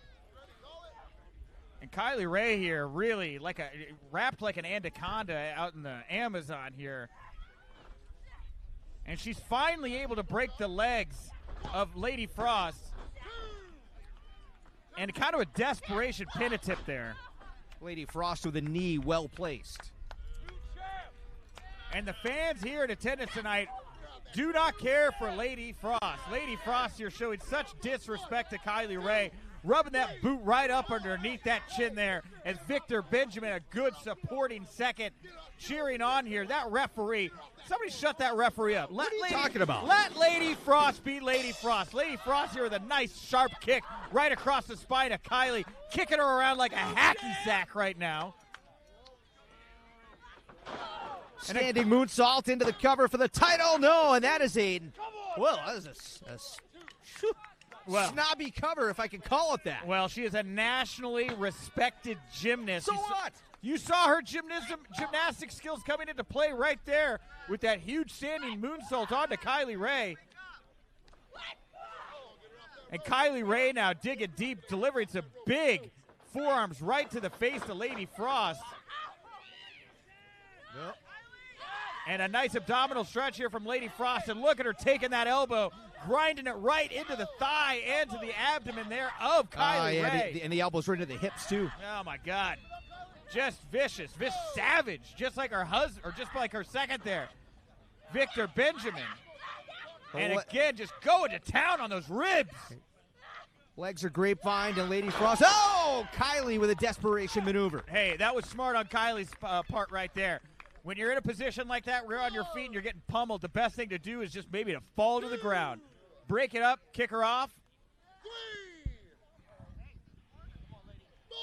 Warrior Wrestling Women's title on the line in this matchup. Kylie Rae defending the title. This is her fourth title again here tonight. Three successful defenses. Yep, of course, initially taking the title last summer against Tessa Blanchard, successfully defending ever since. She tried to do a kip up, but landed right in the ropes there. And Lady Frost able to sweep the leg. Yeah, took advantage of it. And again, grapevines the midsection, and Lady Frost contentious to kind of slow it. It was probably smart here to kind of slow things down. Yeah, right now, Kylie needs like a raspberry or a pineapple berry, something to feed her Polka spirit. Bring out the Charizard in her. She's got like a shiny Bulbasaur look going on right now. She needs to go above and beyond. She's got to find her inner Team Rocket. She's got to be Giovanni here. She's got to be the boss. Back elbow connects. And getting that foot up just in time for Lady Frost to run right into it. And Lady Frost eating turnbuckle there. Kylie Rae slingshotting herself into the ring. There's that kip up. Oh! Into that super kick. Not enough. And even Kylie here getting contentious with this referee, saying, I thought that was a 3-count ref. And Kylie Rae here now has to stay on the attack, keeping Lady Frost in her sights. And Lady Frost here, whoa, that was a huge spinning missed kick. with the windmill, and Kylie trying to roll up. 2 count. And another big windmill kick, wow, right across the nose of Kylie Rae. Wouldn't be shocked to see her sneeze up some blood here in just a second after a kick like that. And Lady Frost in the corner, setting herself like a gymnast in competition.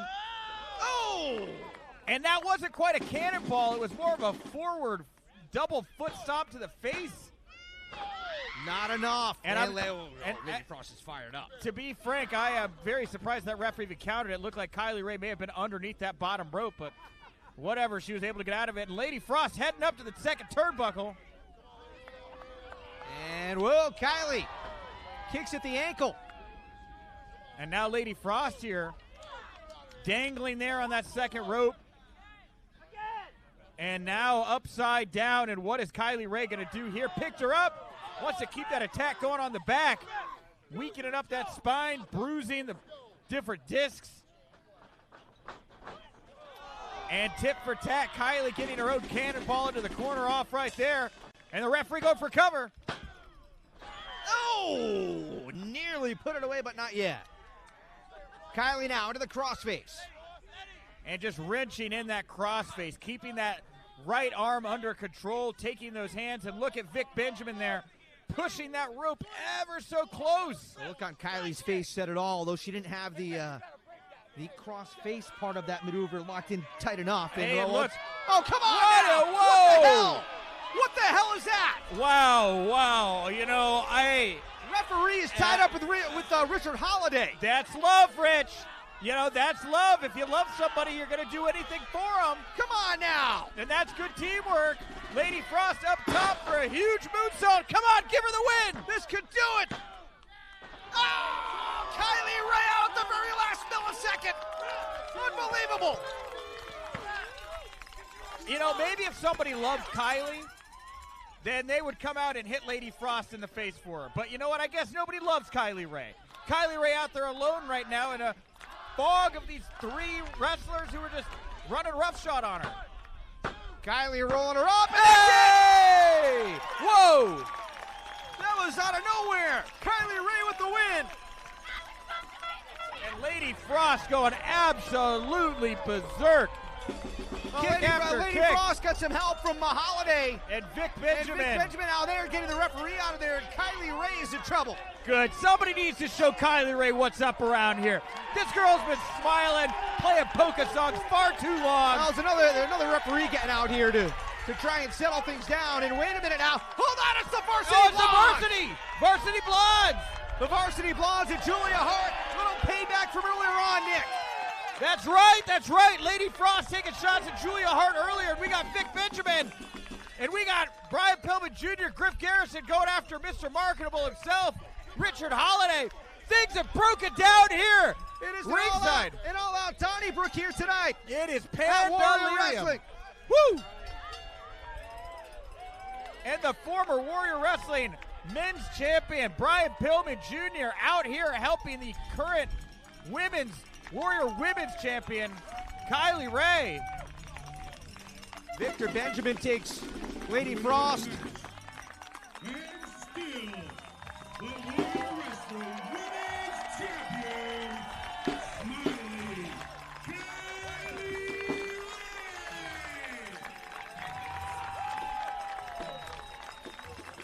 And a big moment here for Kylie Rae and the Varsity Blondes.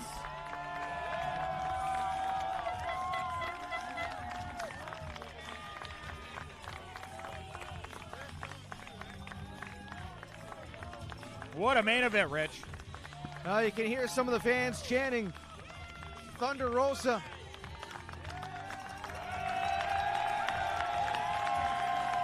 By all indications, that indeed will be the next challenger for Kylie Rae's Warrior Wrestling Women's Championship. That a month from now, as the Stadium Series returns here to Marion Catholic High School on August the 21st.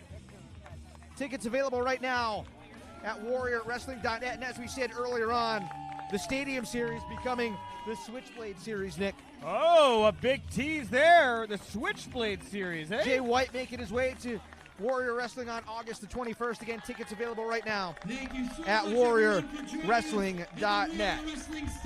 Fans, that's going to do it. What a night here from Chicago for Nick Hausman, for all of us here at Warrior Wrestling. My name's Rich Bocchini saying so long. We'll see you next month here from Chicago. Good night, everyone.